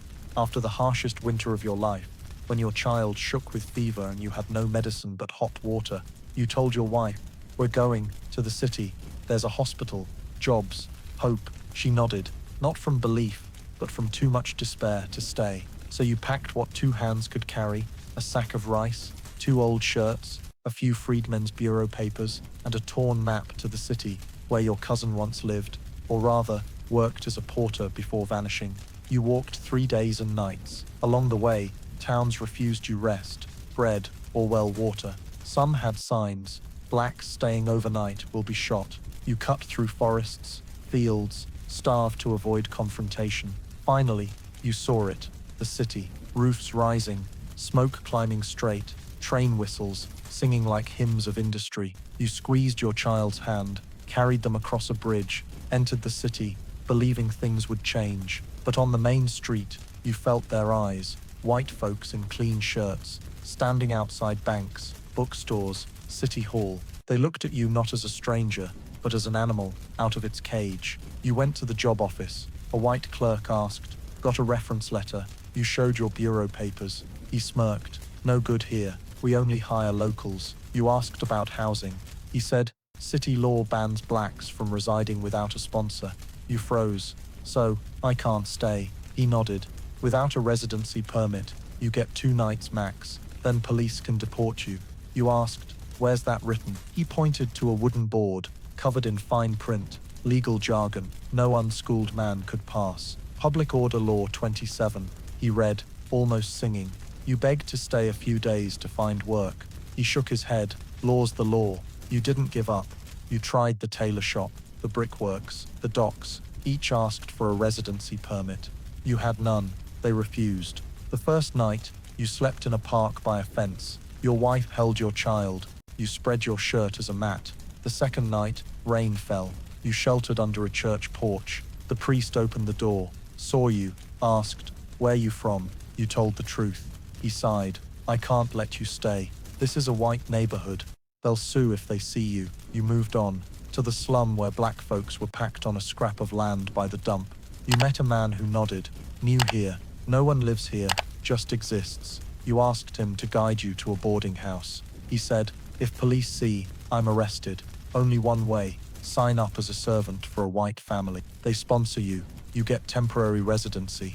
But you serve full time, no pay for 3 months." You fell silent. One choice. Return to the old field, where your child nearly froze. 2. Serve unpaid for those who call you boy. You chose to live. You worked. Each day, you scrubbed floors, cleaned toilets, hauled water, washed clothes for a family that never met your eyes. Your child stayed in the kitchen. Your wife worked as a cook's helper, barred from the living room. They paid with a handwritten residency slip, stamped red. That was it. No wages, no ID, no future. You thought, at least my child has a roof. But you knew you weren't living in the city. You were allowed to exist on its edge. Once, you went to the main street to buy bread. Police stopped you. What you doing here? You showed the slip. He tore it. Only valid in your zone. Main Street's white. Get out. You didn't argue. Not because you were wrong, because you had a child. Back at the shed, you found your wife holding your crying child. The landlord said, your kid coughed too loud, disturbed sleep. Do it again. You're all out. You clenched your fists, not in anger, but swallowing it. Because you had nowhere else to go, you kept working, kept scrubbing, kept saying yes sir, yes ma'am. But each night, you thought, this city has no laws for us. It has laws to push us out. You wrote a line on a paper hidden under the bed. I came, I was stopped, but I won't forget. You didn't pound doors, didn't shout, but you remembered. Every street that barred you, every office that refused you, not for lack of skill, but because you weren't who they wanted to see. You'd tell it one day, when your child was old enough to know their father came to the city and was pushed out for lacking the right to stay. And then, you'd tell them, it's not that you can't enter the city just hasn't learned to welcome you, and you'd teach them. So one day, when they returned, they wouldn't bow. You sit at the threshold of a shack built from scavenged wood and burlap, watching your son a few feet away, scribbling letters in the dirt with a stick, mumbling the words you taught him yesterday.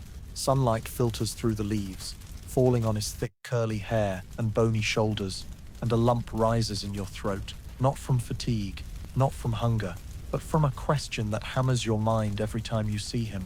Will my son live differently than me? You've spent your life learning to bow, to hold your breath, to swallow anger, to bury dreams under a rotting bed frame, to protect his fragile life. But you're still not sure if you're saving him or teaching him to repeat your shame. You lived in a time when holding a pen was rebellion. You learned to read by a hidden oil lamp under a sack, learned letters while hearing whips crack outside the shed, learned to hide the paper with your name like a forbidden relic. But now, your son sits there, writing his name, writing freedom, without being beaten, and you wonder, is that different enough? You once thought school alone would change everything, but his school is at the end of the road, where kind teachers face weekly threats, where the blackboard is half broken, and textbooks are 2 generations old. He learns math, but pages are missing, learns history, but his ancestors' names are nowhere. Every morning you walk him to the school gate, always scanning, for strangers, lingering stares, a deputy with a hand on his holster. You can't relax, even with your son in school. You check if he comes home whole. You want to believe he'll grow up different. New shoes, new books, the right to say no, to refuse signing what he doesn't understand. But then you see him line up for lunch, served rice like charity. You see him called boy, while a younger white child is young man. You see him ride an old bus, traveling 3 times farther, because the nearby school is for whites. And you realize he may be different on paper, but the world around him feels chillingly familiar. You were beaten for speaking loudly. Your son is punished for disrespect when he asks the teacher, why aren't slaves in the book? You were forced to sign an X. Your son learns to write his name, but hides his trembling hand, fearing mockery for a mistake. You didn't dare enter Main Street. Your son can, but must carry a student ID. Answer, where you going? With who?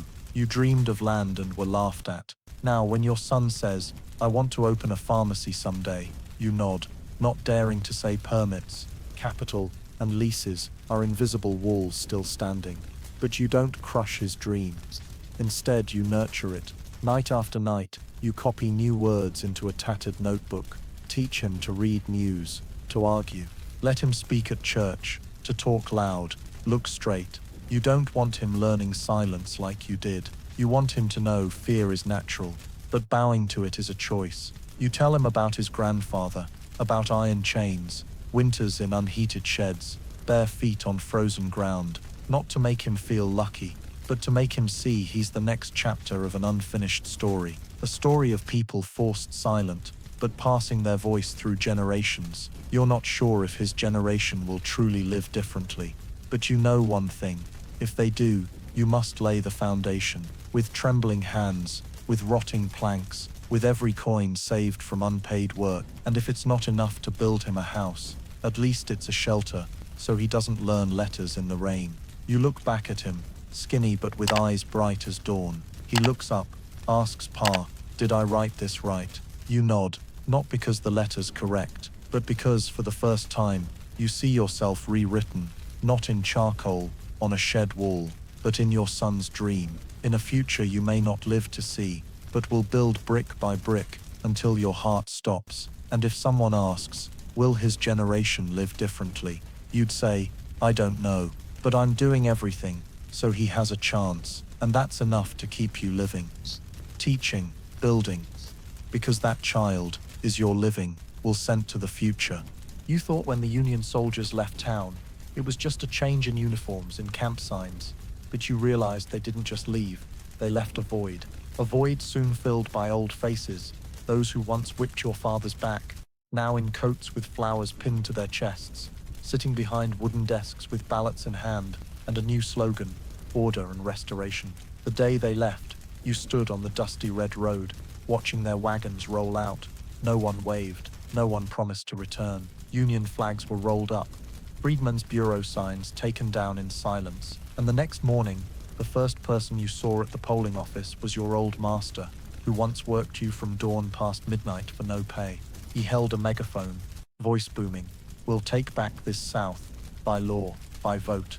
You shivered, not from the sound, but from the threat beneath his words, too familiar. You asked, "He's allowed to run?" Your neighbor gave a bitter laugh. Now everyone can, if their skin's white. Within a year, plantation bosses sat on local councils. Former Confederate commanders re-emerged as tradition's guardians. They didn't need whips anymore. They had the power to make rules, could disband black schools, cut freedmen's camp funds, rezone land you never touched. And you were invited to vote, but the ballot box sat in the white part of town. You got a voter card, but had to read complex legal text to cast it, while white men just signed. You stood in line 3 hours under scorching sun. When your turn came, they asked, "Got a house, an address, a sponsor?" If you hesitated, they crossed your name off. They didn't need outright bans, just enough legal hurdles to trip you, to make you give up. You heard of people beaten after voting, fired for choosing a black candidate, houses burned because a wife joined a women's group demanding fair rations. Those who once stepped on your father's neck now sat at meeting tables, tapping pens, reading aloud. Blacks may only live in designated zones, no movement without permits. You knew these were new chains, no iron needed, just a stamp. You worked daily, hearing your new boss, cousin of the old one, say everyone's free now, but slackers starve. That's this country's law. You wanted to ask, what law? But you knew asking could cost your job, your shed, your name on a blacklist. You saw the new war wasn't against whips, but against misused ballots. Those who feared Union troops now just shook hands to erase voter rolls. You saw them hold town meetings, where no black person could speak, though the law didn't forbid it. Saw them sign plans for new schools, for purebred Southern children, only. Saw your church closed for sanitation violations, but you also saw a black man in a torn shirt stand in a hall, reading a petition.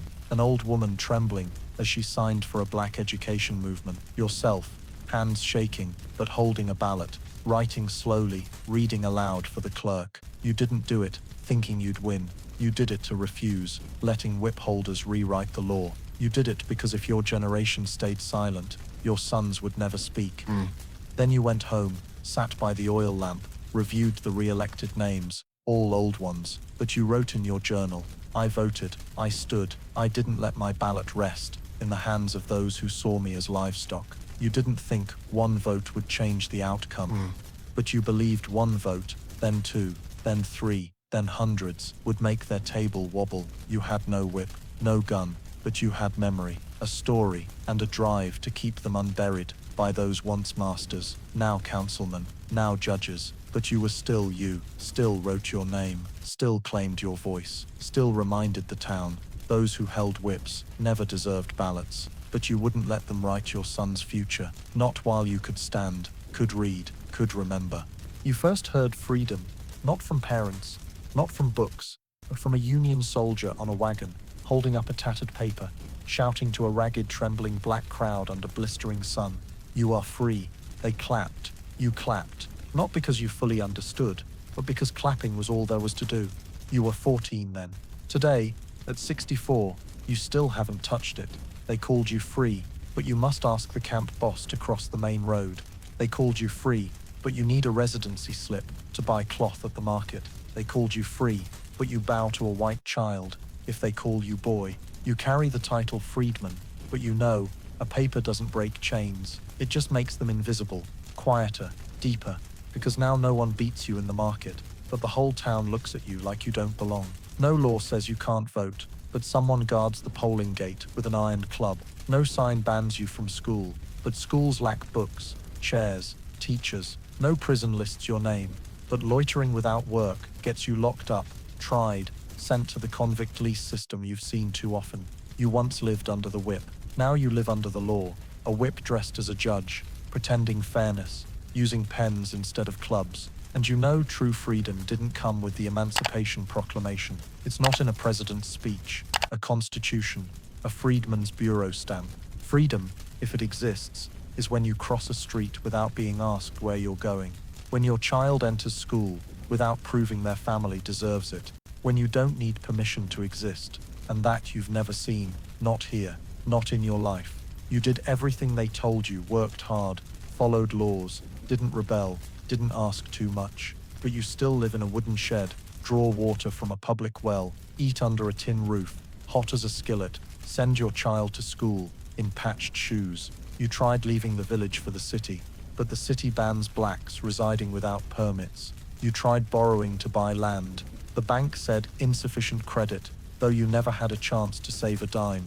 You learned to write, read, speak to white folks in a deferential tone, but no matter how smooth your words, you're never invited to the round table. You held classes in a shed. It was burned. You rebuilt. It was sued. You taught your child to write their name. They were kicked out of a library for disturbing.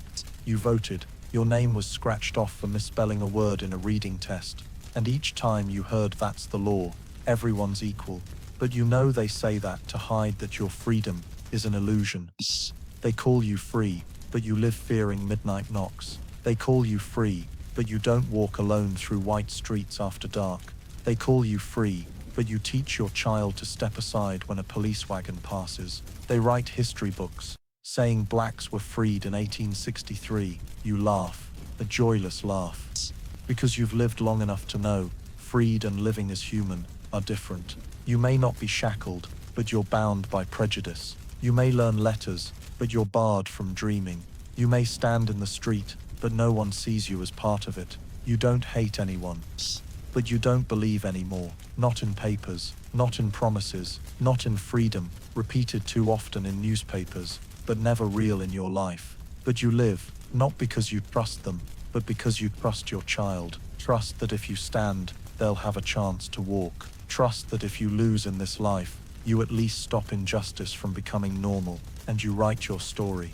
Not in books, not on stone, but in every glance you teach your child to raise. In every breath you tell them to hold, even when the world tries to crush it. In every answer you don't speak, but etch in your heart. Freedom doesn't come, but we'll live as if it exists, until it does. And if one day, history mentions your name, you hope they don't call you freedom, but name you true. A man who survived a world never free for him. That is the truth you leave.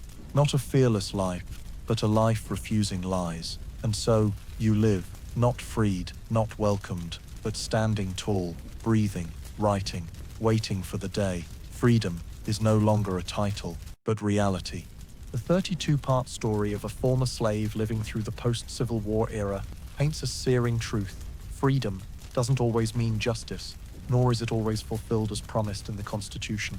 From the scene of the liberators leaving and whip holders now holding ballots to the moment Your child learns letters by a board from a rotting shed. This journey mirrors America's past, a past never buried, still echoing in the present. Today, though the legal system has changed, though black people can vote, make laws, become president, the legacy of centuries of oppression lingers in economic inequality, educational disparities, disproportionate incarceration, or the unspoken fear when a black father teaches his child to stay silent, avoid eyes, don't let them hear you breathe. This story reminds us that history doesn't heal itself. It only recedes if we stop telling it, stop fighting. The greatest lesson lies in quiet resilience. The man didn't topple the system with violence, but built bricks for his child, a school, literacy, a name, a vote, despite knowing he might fail. The message to Americans today is cherish the right to vote, protect education, listen to communities still pushed aside, and never think freedom is guaranteed. For some to live as human, they traded a lifetime just to write one phrase, I am here. If you believe forgotten stories deserve retelling, subscribe to our channel to join this journey. Thank you for listening to the voice of a man called free, but never truly lived it. See you in the next video.